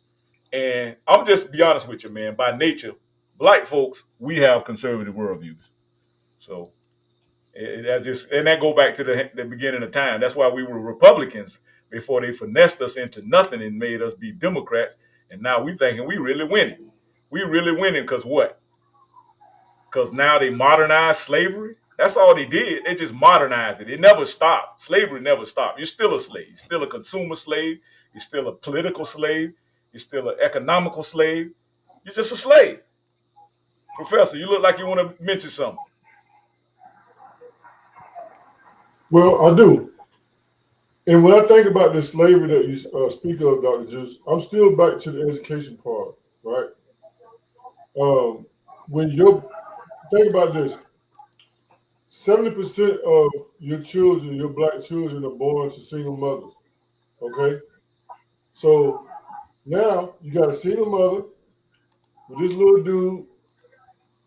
He's getting to be about 13, 15, ain't got no daddy. And I'm talking about Atlanta now. And now he's hired by Gang Incorporated. He has absolutely no skills. So you know what his job is? His job is to break into cars. His job is to break into cars. I'm telling you, look at the Atlanta news. We just had this week, 3 police shootings, killings of our black boys because they out here doing desperate things. Why are they desperate? Why are they desperate? They're desperate because all these people that you're talking about that got all this word salad, these nothing burgers, they want it like that because it's profitable. It's profitable to put our boys in jail. You want to look at some more data? Look at the incarceration rate. Look at the incarceration rate for black men since the Democrats have been in the office. And it is skyrocketing right now.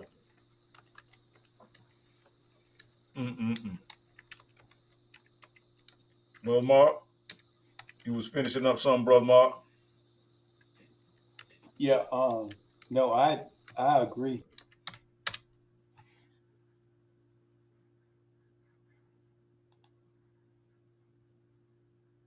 Think you blanked out on us, Brother Mark. Still there?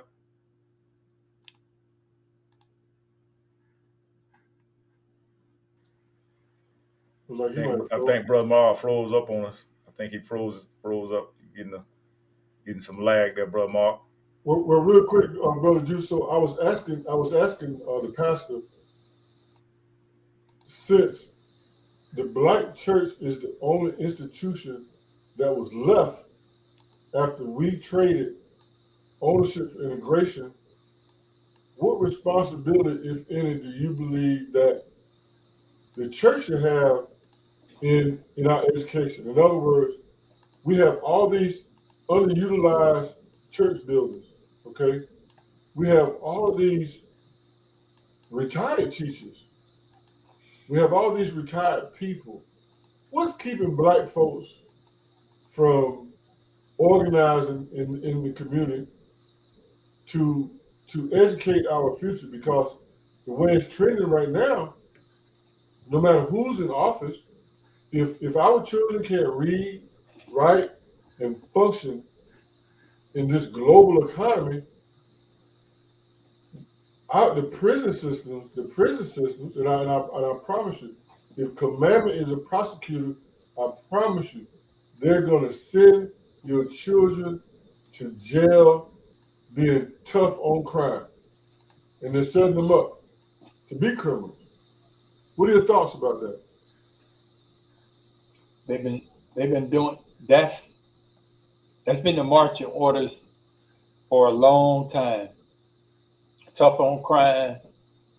You know, it sounds good, sounds real good, but when you allow our young people to get out of hand, that's who's going to end up getting locked up. So now we pose with the question of reining it in, and I think that's a great, a great thought is utilizing these underutilized spaces like churches, but the government kind of play a role in our churches not doing or being, let me say, moving around in a scared manner because of that money that they give. So we have to find out what churches receive receive money from the government, because almost like they did us with welfare, if you're not preaching the right stuff, they can pull that money back. And you know how we are when you pull our money back. So first, I think we need to find out what church is receiving what funds, and then also the other thing we talked about the other day was egos. We got to get, we got to have a put our egos aside and get some of these pastors that to put their egos aside and put our kids first, because they need us very bad. They need us. And so if we can do that, I think that'll help. Because, like you say, me and Dr. Juice, we talked about years ago, you know, getting to a point where we utilize all these educators we have, retired and whatnot, and just like basically like Little House on the Prairie, have a quote unquote private school or a charter school. I prefer private, but and and each church, let's say 5 churches, one do this age group, another do another age group, so forth and so on. Or you can have 5 churches and each one of them teach classes if they're in a close enough vicinity, you know. But we have to figure out a way to utilize unused spaces in our community for our betterment. And, you know, so I think the church Absolutely. responsibility is just that, put our kids first. But what I think it is, bro, Mark, I think that FBI, that faith-based initiative that they started back in the early '90s, I think that still plays a big factor in some of the timidness and some of the cowardness that's within our churches, because a lot of them don't want to lose that tax exempt status, and a lot of them, like the pastor here, he really don't care about that. He just want to stand on truth, because he Right, know in the end he gonna be blessed. So I right, love that, and I mean, man, this pastor really has me excited, and I thought that was a dying breed in the church. Y'all remember the deacons of defense? Well, them guys fought. Them guys carried up arms, and when they felt like they was doing wrong, they wasn't with all that soft talking and that old tap shoe dancing and all of that and begging. Them guys literally took arms up and defended their communities, and that's what we need again. We need that type of mentality back in our churches, because like Brother Mark said, there's a crisis going on with our young men, our young women, also with our women. Our women are being attacked. We have all these crimes in the community. Well, these deacons of defense in churches like that used to literally stand up and patrol their own communities, and made sure that the police didn't have an opportunity to gun them down. And so we kept law and order in our communities. And this is history, folks. This is nothing that we're promoting here. This is literal history. You can look this stuff up. So I just wanted to land my plane right there. and all other communities have just that. And even with us, I mean, it wasn't necessarily that we had people patrolling. What you didn't do things in front of grown folk, but they wasn't having it. Yes, sir. You know, if if Mr. Boston see you doing something, he gonna correct you. Yep. And then when your parent find out, they gonna correct you, because they know Mr. Boston didn't have he ain't got no dog in the fight other than he wants you to be better and do better. But nowadays, it's come with the whole, you don't touch my child, and who you think you is, this ain't your child. Once again, individualism. And we can't move like that. We got to start moving back toward a village. Absolutely. And what do we have here, Professor? I know you Yeah. want to piggyback off what Brother Mark's saying right now. What want to break this down for us? Chop this up for us a little bit. Well, so here's some data that we would have to ask ourselves in terms of the the question is, how effective is the black church in the community? Since we don't have nobody else to talk about because you traded ownership for integration. So the black church is the only institution that we can talk about, right? So it's not like I'm picking on them. They don't want to help. So now, when you talk about the future, right? This is from pure research. This is data from pure research. And what does it say? On the More broadcast. black adults are less likely to attend the black congregation. Why do you think that is, Rep? Reb, you want to answer that for us, Reb? All right. Yeah, I had something going on in the background. I was on mute because I was talking to somebody else. I didn't hear everything. Yeah. Okay. What was Repeat the question, Professor. you guys were talking about the black church in the Right. black So community here's some in the data. black community. Yes. Put the data back up there. Huh? Do you see that I data? had my I had someone come to my house, so I turned off. I went to the door. Sorry Uh, about that. Okay. yeah. So I didn't hear all of that. But I knew you were saying something about the black community, and I think we just got to go back to basics. We got to go back to basics, and that is, uh, yes, the church, just like what you said, immigration did not help us. It destroyed our communities in a lot of ways. You understand? Because in that thing, we've always felt as a people, in order for us to be successful, we got to join in with what they doing. Okay, we need to become our own people. I got a small church, but I'm trying to instill in them. You understand? Let's focus on three aspects. That's what the Bible gives: the man, the woman, and the child. You understand? The family is the oldest institution that God established, and he established the church on the same order. You understand? He set the church up. Adam was the head, then Eve, and then the children. Do you see this? Do you see this data, Rep? Do you see the data on the screen? Ask him if he can see it. Just I don't know if he hear me, man. Is he able to see that? Oh, feel like we lost him, right? Yeah, we might have lost him.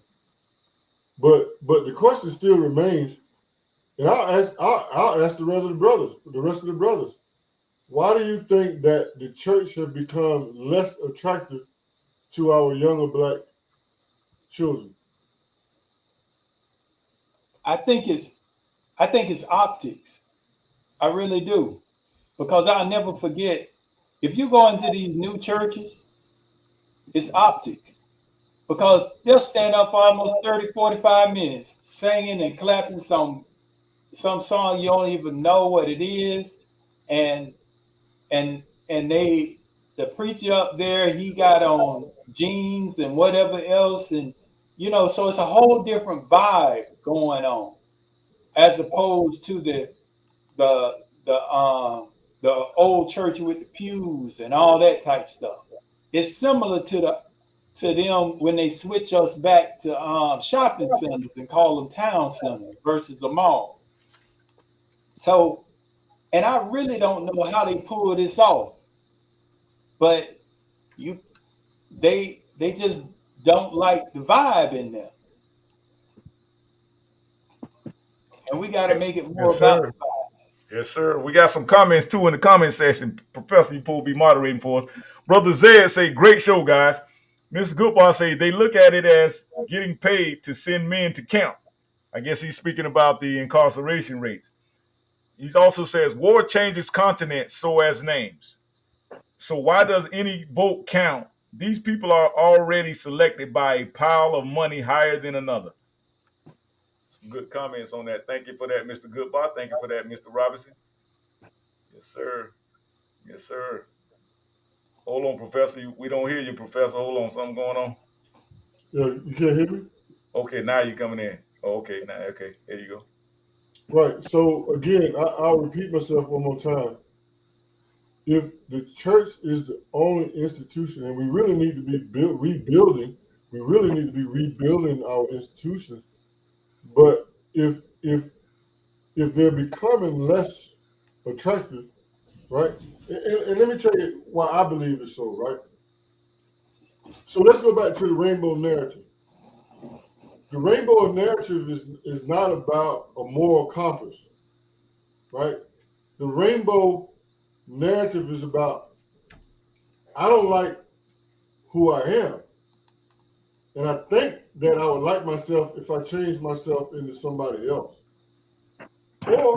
Or when you look at this whole sexual libertism, anything goes. You know, if I want to have a sex with a dog, cow, monkey, it don't matter. I should be free. Well, let me tell you about freedom, like that perspective, right? It has really gotten us into a degenerative state because it's quite obvious that we don't know how to govern ourselves. For instance, they just in Atlanta had a reunion. 7,000 black people, black reunion. And they had 18 police officers at this reunion. 5 people still got shot. They shot the place up with the police there. So where do we get our moral compass from, right? If you look at social media and you look at how we're behaving, you look at our young men and the things they're doing. They're walking around, with the pants hanging off their butts, right? And we know that history. And then you look at our young ladies where, almost every picture of a young black lady right now, almost, they twerking. So where's the morality in our community now? And certainly the church is not provided because our young people don't have an appetite for it anymore. So what do you think about that? Brother Davis, let's let Brother Davis answer that. Elder Davis, we're gonna come back to you, King Baker. Brother Davis, why do you think that the church, or do you think that the black church is starting to fail? They go that word black again. We like to use so loosely, but we got a problem with black jobs and all kind of foolishness. Brother Davis. I can't hear your question. I heard you, but then you went off. Okay, the question is, Professor, ask him that question you asked about why the black church, you feel like the black church is failing. Oh, why do I think the black church is failing? Yes, the black community. The black church or the black community? Both. Well, Wait, you can't hear. The black church is the only institution that's left after you traded ownership for integration. You don't have any black schools. So right. what other institution do you have in the black community today? Correct me if I'm wrong. Oh no, no, In the black church, right? I agree with you. And I don't think we have the black church anymore because the black church is set up under the auspice of white supremacy. So, um, so the black church used to be the cornerstone for the blacks because when blacks were in slavery, and I think somebody mentioned this earlier, men were uh, married to their wives. There was no broken up homes unless early on during slavery time when they were uh, dividing the families. But during the Jim Crow laws, Black Code laws, black men and women were still together. It only started a great separation after the civil rights movement, and that's when the destruction of the black church came because we used the church and then allowed the church to get involved with uh, supporting white supremacy. So for us to be able to rebuild the black church and build the black community again, and I think Pastor Baker was talking about is this verse is starting with husband and wife, and then building from there. But we have to get to a point to where we're not up under the auspice of white supremacy. So, and the auspice of white supremacy in the Christian church is that white Jesus, white theology, white revelation, white control of the church still dominates the black psyche. So we will first have to get away from that paradigm of thinking because Christ wasn't white, the Israelites wasn't white, the Jews wasn't white. So first we have to get up out of that brainwashing there. And then once we get up out of that brainwashing there, then we can possibly build the black community again and the black church. Because most of us here, we ain't gonna submit to white supremacy. You know what I'm saying? So and we all have the perspective that we have to step away and then look at things. So, but if we believe that Christ is white, God is white, the angels are white, and white people can't do nothing wrong, and the Democrat Party loves us, and I know the Republican Party hate us, but these white folks over here love us. We will never be able to build the community that we need to be separated, because when we were separated, but yet still living in America, we prospered in all things. But when Yep. we integrated is when we lost everything. So we have to get our own God. I mean, everybody has their own God, right? You got Hindus, their God look like theirs. You have the Asians, their God look like them.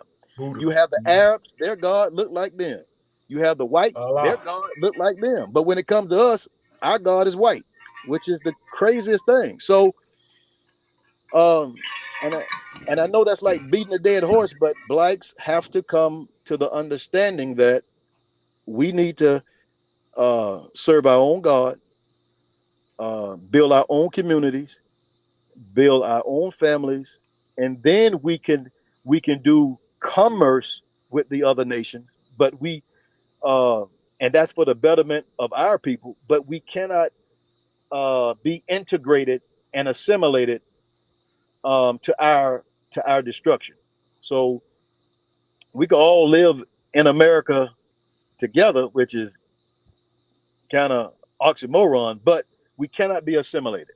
So, Elder Nico, to summarize that, what you just said, you're saying that that's pretty much why the black church is failing the black community, and the black community as a whole is failing. Yeah, because if you look at the mega churches are being funded by the Jays, and y'all know what I mean by Jays. Them J people, Uh, yeah, we know what you're talking about. so if you talk about like Creflo, TD, what's the bishop out in Bishop Noel Jones, the bishop in Memphis, all them mega churches that you see on TV, man, they are funded and assimilated with the white church. That's why you never hear them say anything about when a black person being shot up in the street. Creflo don't say nothing. TD don't say nothing.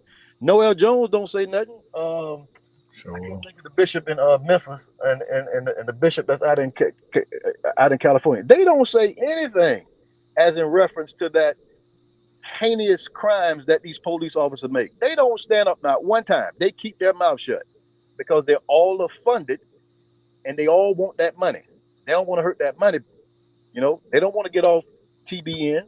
They don't want to get off what's that other Christian network, CBN, because they have the relationships with white supremacy, so they don't want to lose their place. Yes, So, sir. so Yes, it's sir. very difficult for us as a whole to get out, but some of us gonna get out because we ain't gonna listen to them. I mean, and then it's not so much the small churches.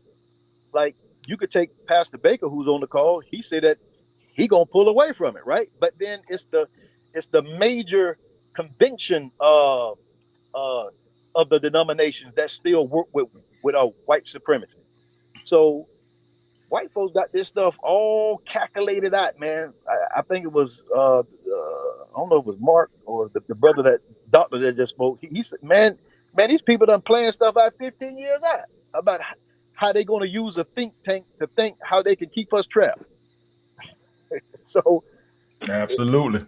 it's Pastor, you want to chime in on that? Pastor King Baker? You No, want to I'm gonna chime leave in it on that? alone. Uh-oh. Yes, Dad. I don't think yeah, I get what he's saying. With the white supremacy type thinking, but I am a Christian. Okay, I'm a Baptist, but I'm a Christian first. Okay, and Okay. as a Christian, I follow Christ. Now, and I get into, I was talking to a preacher the other day that was telling me about white theology, black theology. And I say theology is the study of God. It's neither black nor white. Okay, get it right from the scriptures. When you get the scripture right and you would get it right with God, where it says in the beginning, God. And then it comes down and say God created the heavens and the earth, and he created man. And he created man in his image. Okay. So I think what we've lost our who we are, who we are. It has nothing to do with race. It has to do with our relationship with God. Okay, that's what I am. I'm not religious. I have a relationship with Christ, and my relationship, when we go back to what has made us and what God established, he established himself as God, and then he created man in his image. Okay, and in his likeness. But we've done everything. We've gotten rid of God. We've gotten rid of the scriptures. We've gotten rid of, so we have no moral compass. We have no moral compass to put us back where we need to be. Okay. So when you understand, when you see God judge, and the first time God brought judgment was on Babylon. Okay. And Babel, the thing that they did at Babel, they wanted to build a temple to God, and they destroyed the family structure. If we don't go back to the basics of the family structure, God created a man to look like him. Okay. And so therefore, if we get man back in place, the little story is told like about the little boy that went to his daddy, and his daddy came home from work, and the daddy was trying to relax in the chair, and the little boy kept bothering him, kept bothering him, kept bothering him. Y'all know the story. And so the daddy give him something to do, and in 5 minutes he back again. So after a while, the daddy had a magazine over there, and he tore it into pieces. And he told the little boy, go take this magazine, okay, and put it back together again. Well, after he done that, he said, well, that's gonna keep him for a while. That's gonna keep him for a while. But in a few minutes, the little boy was back. And the daddy was amazed. He said, well, how you put it together so easy, so quickly? And the little boy said, I turned it over. He said on the back side, it was a picture of a big old man on the front side. And so he said, put the man back together. Well, the little boy said, I turned it over, and on the back side, it was a picture of the world. He said, when I put the world together, then the man came together. Okay. So in order to put the world together, we got to get man back where he needs to be. And we got So to let get me out. so You let me ask you understand? a question, Pastor. So like as far as the economic outlook of our folks in our culture in this country, when and when will it happen, and how will it happen? You Well, gave us the how, but okay. like we are. I Well, mean, you got a lot of folks that are men and women of God. They're obeying the laws and they're doing as they're supposed to do. But it's almost impossible for everybody to get on code and come in alignment with one another. So my well, my I my my, think, my what about like scriptures like Ephesians 6:5-9, where it says, slaves, obey your earthly masters with respect and fear and with mhm. sincerity of the heart, just as you would obey Christ. Well, I mean, actually, it says slave, but it really has more to do with you obeying your boss, those that are in charge with you. But I think you asked the question, when will it happen? Well, I think as a black people, you understand the only way it can happen is kind of like what Dr. Claude Anderson talks about in Powernomics, okay? And I was one time listening to a Jewish rabbi, okay, and talking about how they raise their children. See, Jewish people spend their money in Jewish communities. You understand? I had some statistics once that talked about every race, how many times their money bounce in their community. And I think Absolutely. in the Jewish community, you understand the money stays in the community. Okay. In the black community, we don't bounce our money. You understand? As Dr. Claude Anderson said once, you will never go into Chinatown and see a black restaurant. But now Yeah. Chinese can come and open up a restaurant in our community, and everybody support him. So in order for us, you understand, we got to come together. We got to keep our money in our communities. We got to keep our money, you understand, to our churches. We bounce our money. You understand? If I open up they were doing it now. If you go back historically, you understand, we know about Black Wall Street, but there were many Black Wall Streets in America. You understand that will have black communities, and you have men like Booker T. Washington and those type men who believed in building our own. Now, on the other hand, you had the what was the one name that started the NAACP? Uh, you understand? Y'all know what I'm talking about? See, I'm getting old now. I Uh, can't recall. I can't well, recall anymore. well, Huh? A Jewish guy started NAACP. No, the Jews came in later. Okay, No, a but the Jew person founded it now. they were the board. They were the board, but WMB the boss. WMB the boss. Okay, he believed in you understand. Now he believed in more depending on the white man, but then you had those like Booker T. Washington who said, Well, "Let's let me ask build you a our question, own." Pastor. Yeah, Not to cut you off. Let me ask you a question. So, why were we doing better during segregation than we were during integration? So, because I think one of them go right back to what I was saying. Okay, some of our people started keeping our resources in our community because we were segregated. Okay, so right, it can work. You understand? We wasn't allowed to go in some of these places, so we started to create our own. We started to create our own schools, and you understand, our own HBCUs and all that type of stuff. Now, the first HBCU was Howard, and it was created by white people.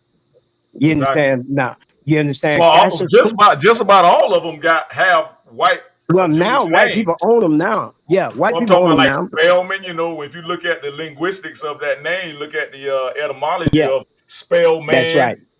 Yeah, Cookman. Those are Jewish names. So yeah, let me ask but you another yeah, question real quick. but they see the What do you think about us during slavery? Our religion was synonymous with our master's religion. yes. Yes, and at that time, yes, I will. You understand now? So how could he punish us in all of that stuff when we were serving the same religion and called ourselves the same? Do you think we had a different type of title on the religion that we had, and some kind of way we started getting different names of the religions confused later on in our history? I don't know if I understand what you're saying there, but I Okay, what I'm mean, yeah, we saying. go Well, what ahead. I'm saying is that okay, when we were in subjection, when we were in slavery, when we were in colonization and whatnot, we were we would be this master would let us off on Sundays, right? And we would Yeah, go to church, right?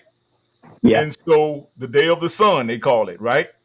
And hmm we literally would sit in the same church with the same slave master that just raped my mama in the back of the building. Just raped my mama in the back of the barn. And he'll come in there and serve God, and we serve the same God together. yeah. So I mean, that just don't that sound a little bit, conflated, confusing? Yes, it is, man. But you know what? The only thing that I can say, my brother, is human nature. And we are a human nature. This is why we need a savior. This is why Jesus died. You understand? And I think some of our people, even though they were I think they got it right. I think they got it started. You know, the master started it, but some of our people got it right because they were not. You understand? Even though they were being ejected, they were going through some things and afflicted and all that type of stuff, but they trusted God and they built a relationship with God stronger than that. I had an old man tell me when I was a boy. He said the only thing that the white man did not want us to do was to pray, to call on God, because they say we could get our prayers too. God heard our cry. And sometimes we learn more through affliction and through trials. You learn more through trials than just why our people, you understand, we are the most patriotic people in, but they don't say that. We fought in every war and we helped them to win every war, but they don't, we don't get credit for it. Okay. Yes, sir. But Yes, sir. anyways, I think it's just a little basic. Let's go back to God. That's what I That's All believe. right. I just think Well, that that's thank that's we can get back to God. We've taken him out of everything. We have no compass. The word of God judges us. You know, everybody say, well, judge ye not. Well, I can't judge you, but the word of God judge me and judge you and judges every one of us. And when our people were strong, they had a strong faith in God, and they read God's word. Some of the old preachers couldn't read and write, but if somebody told them what the scripture said, they believed it and they Okay. preached it. And Well, that's thank you what, for that. Thank you for that I think summary, that's the Pastor. sounding board of our community. Racism was existed then, it still exists now, and it's going to exist until man goes off the face of the earth. Okay, Thank you for that. so Thank you I for don't that. want us to Thank you for that. become racist. Also, you understand? Oh yeah, I'm not no, a no, we're racist, not but I do racist. No, love no, my no, people, and I'm no, gonna no, do we're not anything racist. for my people. I'm gonna Exactly, fight for my exactly, people. exactly, You understand? I'll exactly, stand my ground. I'll stand my exactly. ground against anybody because I'm a black man. And but Right. we need our black boys don't have black role models. Yeah. They don't have very many black role models. We had them when we grew up. When you were a baby boomer, my daddy was a preacher and a fruit picker. He went to the orange grove, but he took me with him. He taught me how to work. You Mm, understand? We raised hogs, we raised crops. We learned all that. Okay? One of the things that was the strongest thing in the Jewish community, going all the way back, way before the New Testament, was that in the Shamil, they were to teach the little children. When the little girl got about 3 years old, she starts spending time with her mom. The little boy goes with the daddy, and the daddy teaches him his trade. He teaches him his trade. He had to go and learn. That's why Jesus was a cop, because Junior was a cop. You understand? So he learned his daddy's trade. And we gotta pass stuff on to our children. We're not doing that anymore. You understand? We're letting Megan the Stallion and all those people with all this filth. But when we started, when the NAACP started, W.E.B. Du Bois, he started, and there was some Jewish people. See, the Jews were being persecuted at that time too.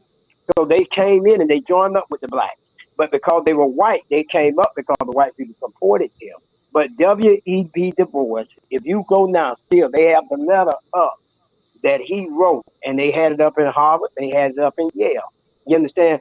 And at the turn of the century, in the turn of the 1900s, he wrote a letter that says why the black man should neither vote Democrat or Republican. Okay? And he talked about then yep. how we need to start our own. You Yes, sir. understand? This is why when we came out of slavery, this is why they opened up the borders. They opened the borders to, and it's still on the books. You could come from any country, and they would give you, if you went to the Washington D.C., they give you at least 50 acres of land. You go out and get it, but you could not come from any black country. It had to be one of the European countries. This is why when they started, you understand, when the Cubans came over, when the back during immigration, they were bringing in all these people from Europe, and they were getting land, but they did not want black people to have land. Okay, but why? Because we belong to the state, and even to this day, just recently, when they were letting all these people come in here, when the Haitians came, they sent them back. From any black country, you could not come and get land in America.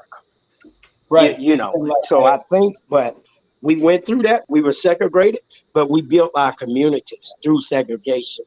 We All learned right. through trials. If the caterpillar didn't have to dig his way out, he would never be strong enough to become a All butterfly. right. All So right. Thank you for sometimes that, Pastor. Let me land to your plane now. Let you me know land your plane. Let me land your plane. huh We all right, I appreciate gotta that. let y'all go. I can't hear you. Okay, can you hear me? Huh? I Can you guess hear I me got now? my phone. Yeah, Yeah, I think your I phone hear you like now. got breaking up or something. I think you probably got a lot of feedback on there, whatever, whatever, whatever. But yeah, that was great. Oh, he dropped on us. See, he done dropped on us right there. Okay, he came back in there on us. So Okay. I'm gonna have to go anyways. I'm supposed to be doing something else at 8 o'clock. All All right, we right. in Georgia, Pastor. We in Georgia. We in Georgia. All Thank right. you. Maybe one day I'll show up again. We All right. gonna we gonna we gonna We enjoy the study. Sometimes I just have a lot going on. All no, right. it ain't But nothing. We enjoyed it. We enjoyed it. all Take right. care. But All right. Jedrick, brother Jedrick told me about you guys. All right. Yes, sir. All Come right. back and join us now. Yes, sir. All right. But we I need sure men will. like you. We need men like you standing on business. Yes, sir. Next time I come, I'm gonna just be quiet and listen. But that's All hard for right. me to do. No, that's All good. That's right. good stuff. That's good stuff. All Thank you. right. All right. All Bye bye. righty. Yeah. Yes, sir. Bye bye. Yes, sir. He's standing on business. Yes, sir. Yes, sir. I appreciate that. I love that. Well, um, whew, Professor had a few questions I see for Bro Yeah, Baker. and I hate he left because he left at a time when I jumped off the boat with him. Exactly. Exactly. I hate that. I hate that because I don't want to. I He'll be really want back. to say. I really want to say these things in his face, but I had to jump off the boat with some of the things that he was saying, Dr. Juice. Exactly. Uh, Exactly. And I know Bro Davis. I know Bro Davis wanted to chime in on some of that stuff, especially on that Esau conversation. but here's I'll say this, and I'll let you talk about it. We never talk about Black history before slavery. Yep. Never. We never talk about what were we doing. What were we doing in the 1500s? What were we doing in the 1400s? We're the same people, right? What did we practice? What do we believe in? And I can tell you right now, it wasn't Christianity because we came from different nations. We had Absolutely. when you talk about being on code, Christianity is what put us on code because the Bible was the only book of literature that we first of all had to sneak and read. We weren't even allowed to read that.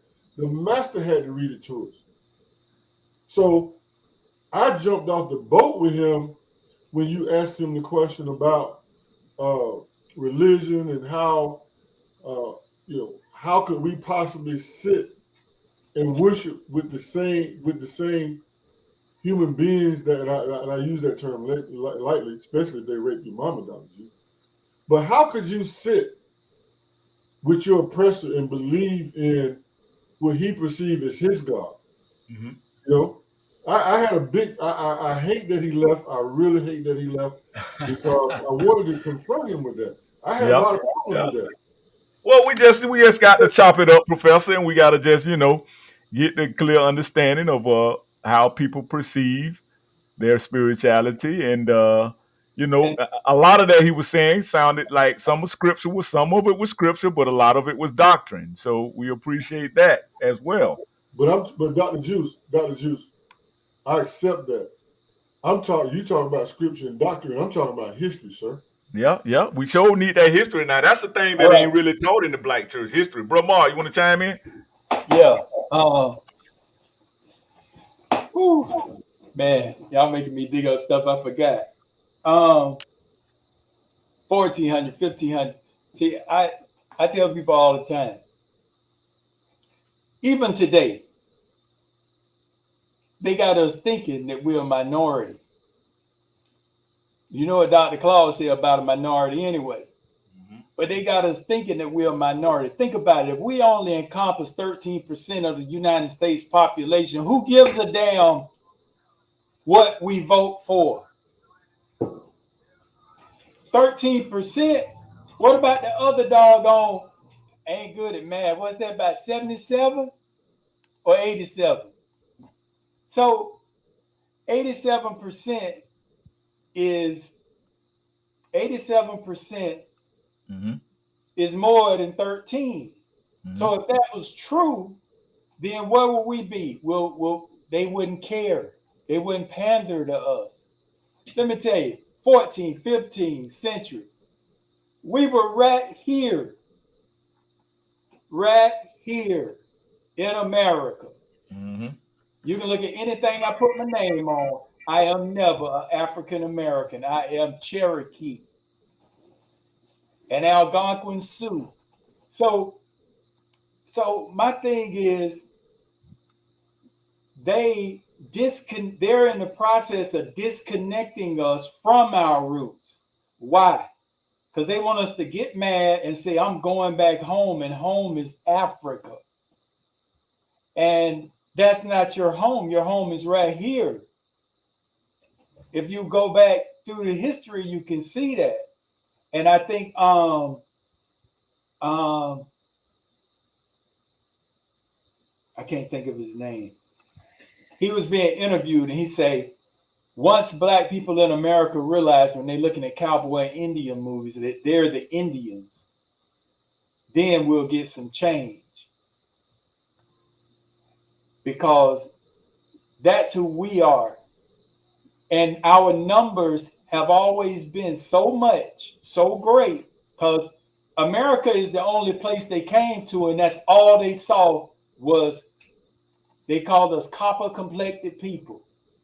Everywhere from shiny copper over like in Mexico area, and different races with the swarty. Swarty means dark.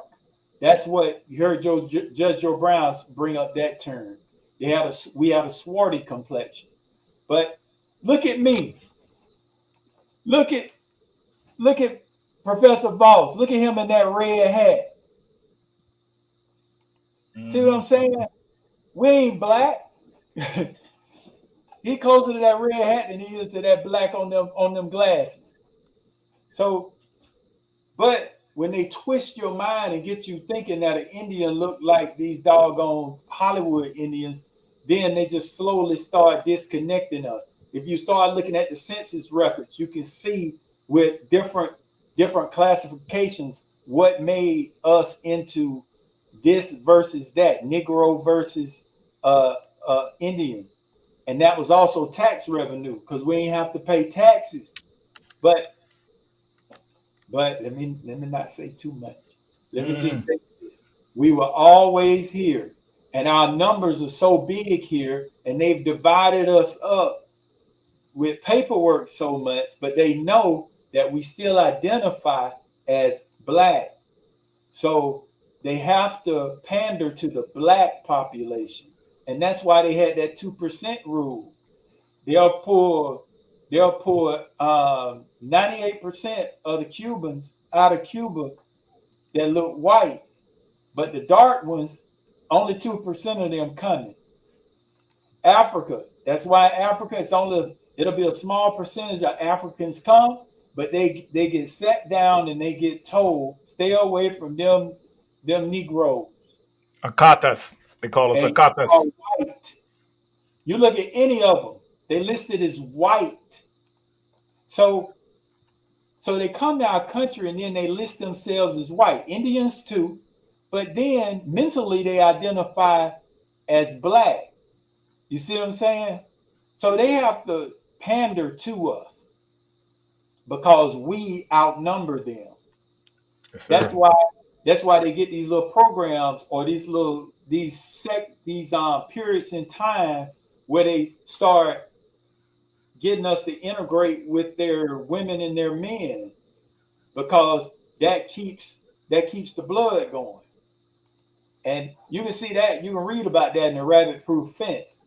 That's them doing that down there in Australia. And I Rabbit think Proof that, Fence. That's a great movie. I watched that movie. Yeah. yeah, and they did a movie on it too. But we've been here, and if you think, y'all think about this, and then I'll land my plane. Think about this. Do you remember like in westerns where they be done paid attention to us, and then they say, "Hey, they think that the god of smoke will get you if you do this." So then they would do it, and then we'll take off or whatever, or we'll see it as an omen. So we always believed in God, but we believed in every manifestation of God. So what do I mean? We believed in God.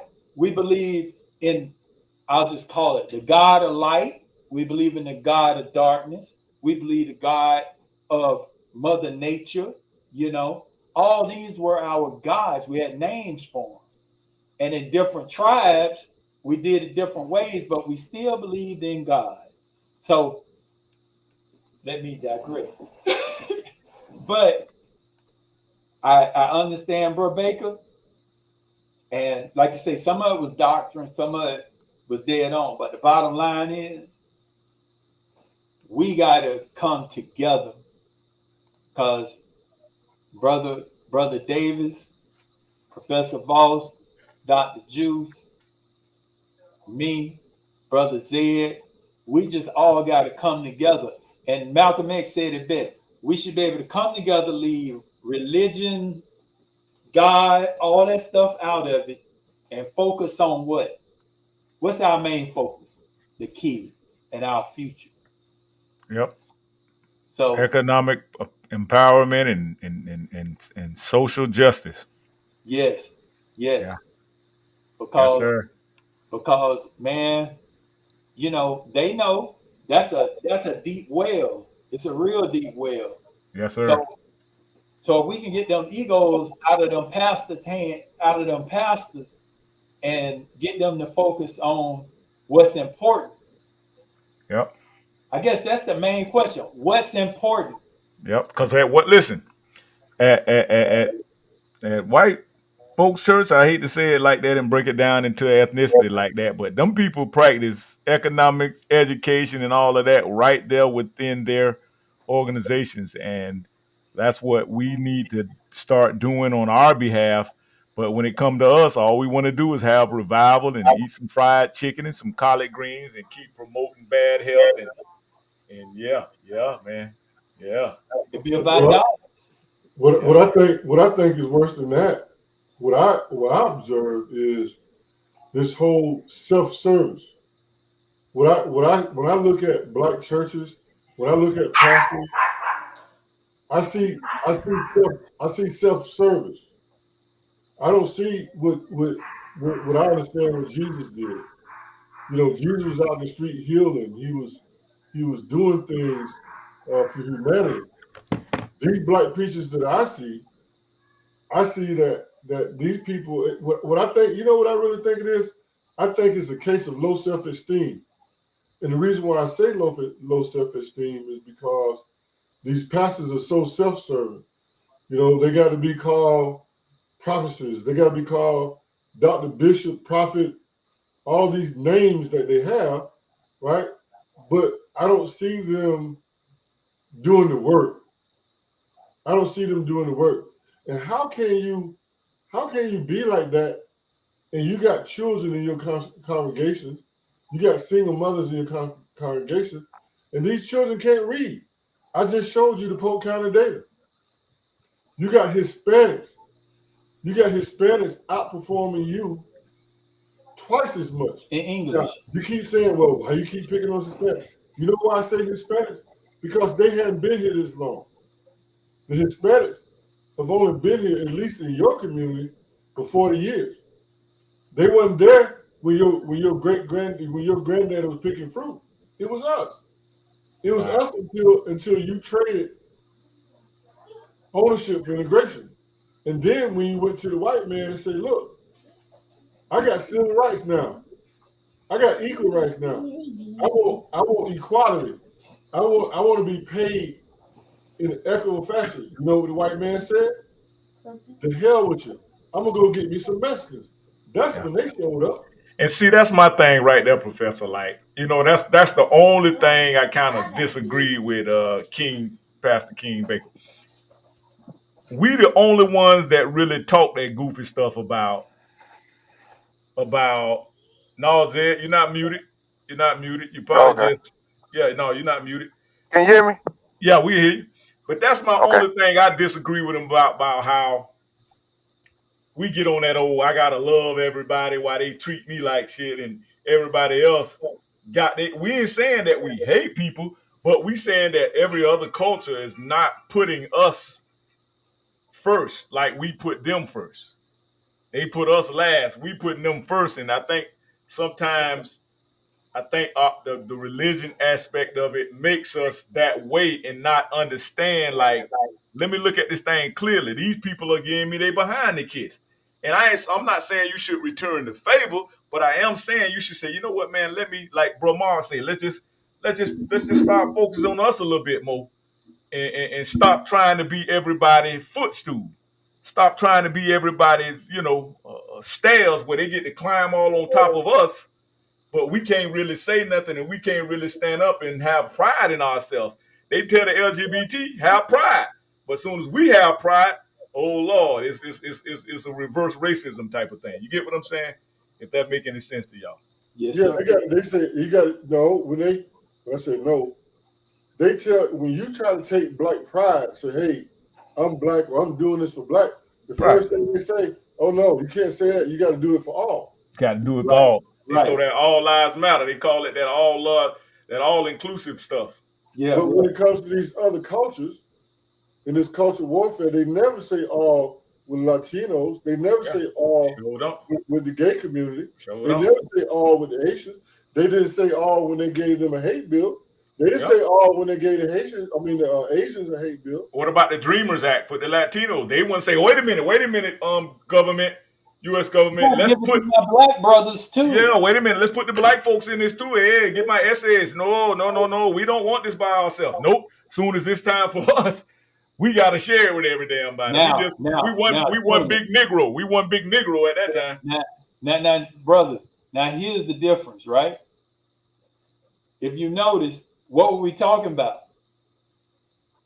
The talking heads that you see we'll be in agreement to include, for us to be inclusive and diverse as a black people when we want to do something.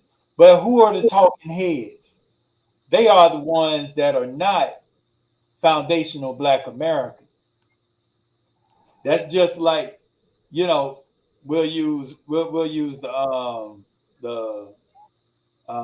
Noah. Noah. Wasn't that his name? Yeah. The Trevor Trevor Noah. Noah? Yeah. Trevor Noah. Yeah, yeah, yeah. Yeah. I use him just as an example. But usually the people that they put out before us are people that aren't foundational black Americans. And so because they don't have no skin in the game, they don't have a problem with us not giving reparation because they weren't going to get none anyway. Hey, and speaking of that, brother Mark, this joker right here is the main one that be pushing that perspective. What you just said. Let me play him real quick. This joker here, boy, he be the main one. Let me see. Who that? Your ass off the. Wait a minute. Roland Martin. Yes, goodness, boy. Let me play his behind. And what is he? He's some type of Caribbean. He's some kind of Caribbean or something or another. Let me see. Uh-huh. Let me see if I can get it going.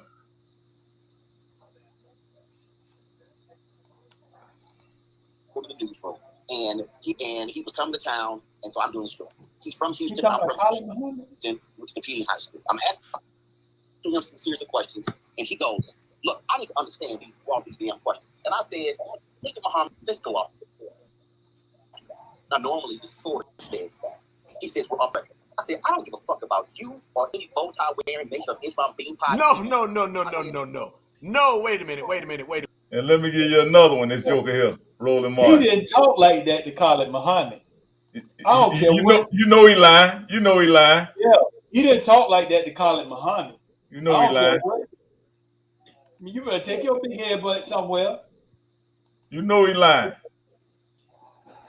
I just had to play that because he one of the main ones, man, that's Yeah. really messing it up for us, man, with this whole all inclusive, all lives matter stuff. Do you remember when he attempted to destroy that young black boy in Albany, Georgia? Georgia, right? Correct. Yeah, Correct. that young boy doing things. He making things happen in his community, and and Roland Martin tried to just pick him apart. And only thing Roland did was lose traction because that boy he lit him. That boy stood his ground, didn't he? That boy stood his ground and showed how he was doing stuff for his community, and he stood his ground. I And love Roland that. I love be that. straps and Yep. waiting. Check it out. Bottom goddamn line. Plies, y'all seen Plies? I showed it last week. So with all of that, you still have a very tight race. The greatest, so the fundamental problem for Democrats is this, and folks don't want to deal with this. You have Dem power brokers who've been trying to get Kamala Harris off the ticket for 3 years. They don't want her to lead the ticket. So the 2028 battle is happening right now. Here's the problem, though. If you pick anyone other, if you take Biden off, you pick anybody other than Harris, you can't transfer the money. You can't transfer the 1,000 campaign workers. You can't transfer the 100 field offices. How do you build a national campaign on the fly in a matter of weeks? Don't you think, Ron, the party machine, because the super PAC money can be transferred?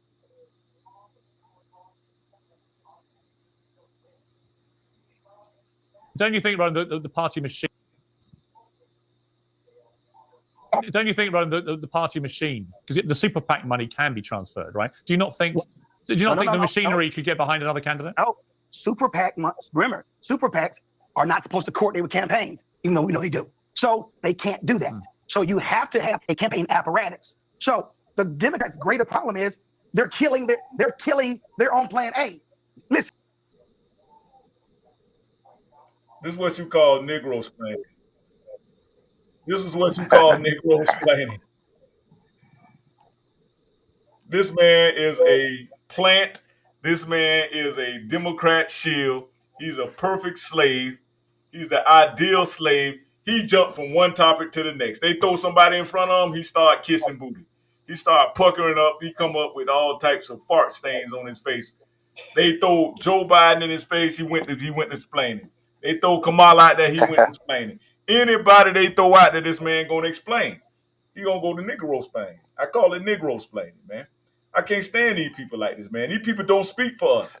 This guy does not speak for us. Okay, family? I just want y'all to know that. I know a lot of people listen to this guy. I got a lot of friends. They tell me, "Oh man, Roland be done." I say, man, Roland cannot articulate himself. I'm boule. I'm boule. That's how he talk. He talk like Porky Pig. Y'all just need to go out and vote. Y'all just need to go out and vote. They're not giving you no reason to vote. The black people just need to stay in their own lane. That's how Sambo talk. You say you're gonna start an episode called Sambo, right? A Sambo episode, right, Professor? Go ahead, bro, Mark. I'm going to run a Sambo attack on some of these folks who think they want to be jealous of me. They got one more time to fuck with me, and I got something for them. Yes, sir. Sambo attack. Well, that's gonna be our new secret military weapon against y'all know them squirrels. Not what they call them, squirrels. No, they call them what they call them moles. They call them what they call them. Don't say it because they'll block us if we say it. Raccoons. That's it. Raccoons. Yeah, raccoons. I knew what it was. I was just playing around. Y'all know it. I got a quick question for you, Dr. Juice. Yes, sir. Real simple for y'all. I'm back on this all thing, right? How many, when black men were being lynched, due to data, were there any gay people being lynched? Were there any Asian people being lynched? No. Were there any Hispanic people being lynched? No. Were there any Hispanic women being raped? No. Were there any Asian people being raped? No. Were there any LGBTQ, ABC, EFG getting raped? No rainbow people getting raped. No, sir. So I don't understand. So where did this all come in at, Dr. Juice? I don't know. I don't understand how they getting benefits before us. They getting all types of reparations and benefits and resources. We're still around here voting. That's why I'm trying to tell you, Sambo jokers. Why are you? It's obvious these people, you put them first, like Malcolm X say, and they put you last. When you vote, you keep voting for a political party and identify with a political party that's always had 2/3 of the Congress. Several times. They had it when Joe Biden got in office. They had it 2 years when Obama was in office. And still can't keep their promise to you that they made during the campaign. You're not only a chump, but you're a traitor to your race. Love it. You're a traitor to your race. Bro, Zed, you wanna chime in a little bit? I know you came in on the background on us a little bit late, but we finna get ready to conclude. I've been listening the whole while, bro. I can't, for some reason, I can't get the camera to work. It's saying something about the settings or something. So I'm gonna check that out. But I've been listening pretty much the whole thing. I've been on the whole time. Okay. I've been listening the whole time. Yeah. So, but yeah, I think it was a great show tonight, man. I think it was great. Getting better and better every single time. Yeah. But one thing I can say is this. One thing about being agreeing, none of us are gonna agree on everything. Nope. I'm not gonna agree with everything Mark say, you say, Gary say. Me and the pastor, we disagree all the time on things. So, but the main thing is about this voting thing, whatever. But what the pastor said is what I expect most pastors to say. Exactly. So that's what we got to get out of that, trying to be emotional with it, because we don't think of that. We look at a little further. I ain't on that basically like what most pastors on. So we're gonna disagree on that regardless. That we ain't gonna never agree with that. Absolutely. I don't expect him to say nothing different from what he said. Yes, sir. Right. Me and him, we go to toe all the time about different stuff. Yes, sir. But what I can say, I've been knowing him since 2000, and he teach class even now. He do stuff where he help people, and the only people I ever known to help was black people. That's right. So I care more about what a person do more than what they say. Absolutely. But when it comes down to that religion stuff, you can't expect the pastor to say nothing but what he said. Exactly. We think a little different. Come on, Juice, you grew up, you know it. Come on, I'm pretty sure your brother, your daddy, don't Mm-hmm. agree with a lot of stuff you saying. Oh yeah, absolutely. So that's just the way. But when it come down to this voting, and like I said, he like Dr. Claude Anderson too. He the one put me on him Yeah. and start listening to him. But for the most part, like I say, putting in the work. But none of us gonna agree on everything. I know I'll never agree on everything with no man. To me, you're not even a real man That's if right. you agree with everything somebody say. So, but for the most part, we gotta come together, man. Cause right now we in trouble. Yes, sir. We in trouble, boy. And We in trouble, boy. let me say this, Brother Zed. I saw your post and everything, and I must say I am proud of you, young man. I am proud of you, young man. You stay you stay diligent. You stay diligent. Because I remember, like they used to say, I remember you was this high. I'm proud of you. I, Keep up the good work. yeah, I All remember you right. used to come home from college. You be down there washing your car. You used to come down there talking to Yep, you. yep.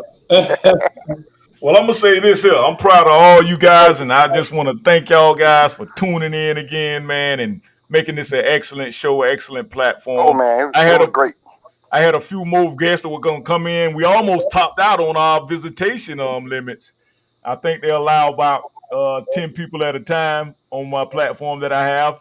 But I'm just experimenting right now with Urban Matters, and we're growing, and that's the thing that matters. And we gotta find a way, as the professor say, to create some economic empowerment for this platform so that we can transform it into a very transformative educational institution for our community. So we can literally do what the churches should be doing, in our community. So we're setting the stage right now, family, and we are Yes, sir. setting all types of goals. We're breaking all types of records here, and we're reaching people. I think some of our programs have reached up to all 300 and 400 people in like days, so we're growing, we're expanding, and we're doing what we said we was going to do. We're standing on business, and this is a black empowerment platform, and we don't apologize for being black here. And that's what they want us to do. They want to keep shaming us because we have pride in being black men, and black men supposed to stand up in their community the way that we're standing up and representing and protecting and putting the education and the information. This is alternative education. You right, Professor? That's what you call it, right? Yes, sir. Yes, sir. And the fact that, we're taking initiative upon ourselves. Again, when I observe behavior on social media and I'm seeing these black people going back Ghost and watchers. forth, Ghost ghost watchers. watching and going back and forth on some goofy stuff, I'm just so proud to be a part of this think tank that we've created for ourselves, and this platform that we've created for ourselves to give ourselves the opportunity to talk about real issues. And this is the beautiful part about technology and the fact that the world is flat. And because of the internet, we have the same capabilities as IBM, Coca-Cola, Microsoft, because we're on the platform and we can reach our community just like these other organizations are reaching their communities as well. And I'm very proud to be a part of this. Thank you. Thank you. Brother Mark, you want to wrap it up? We want to wrap it up for the night. You got words of wisdom while Yes, we land our plane? yes. Let me put my flaps down. Um, I say this. I love what you're doing, Dr. Juice. I What we're love doing. to sit down with you, Professor Voss. Professor Voss, me and him go way back. Um, I showed him one of his old cards from years ago. Um, what I do want to say is when you come here to this platform, you know, I know everybody needs some motivational speech, so keep going to church to get that motivational energy. But instead of for that groundwork portion that the church might not be doing, hit that donate button. And instead of giving the church 10%, give 2% to this platform. Yes, sir. So we can start doing some of that groundwork. So we can get stuff done in the community that you can lay eyes on and see. Because you better believe it's gonna happen. Oh, it's gonna happen with or without you. Yes, sir. Right, right. With or without you, it's gonna happen. Yes, But sir. we rather do it with you and then eventually have you join your hand, your energy, your effort, so we can make it happen for our community. Absolutely. Absolutely. Well, we're gonna land our plane right there, fellas, and we thank y'all again for joining us here at Yeah, man. Urban Matters. Matter Yes, Live sir. Tech.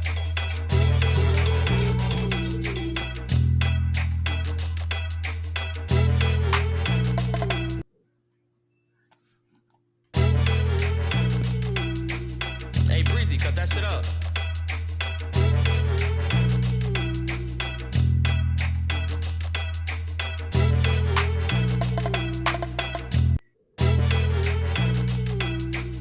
Hey, Breezy, cut that shit up.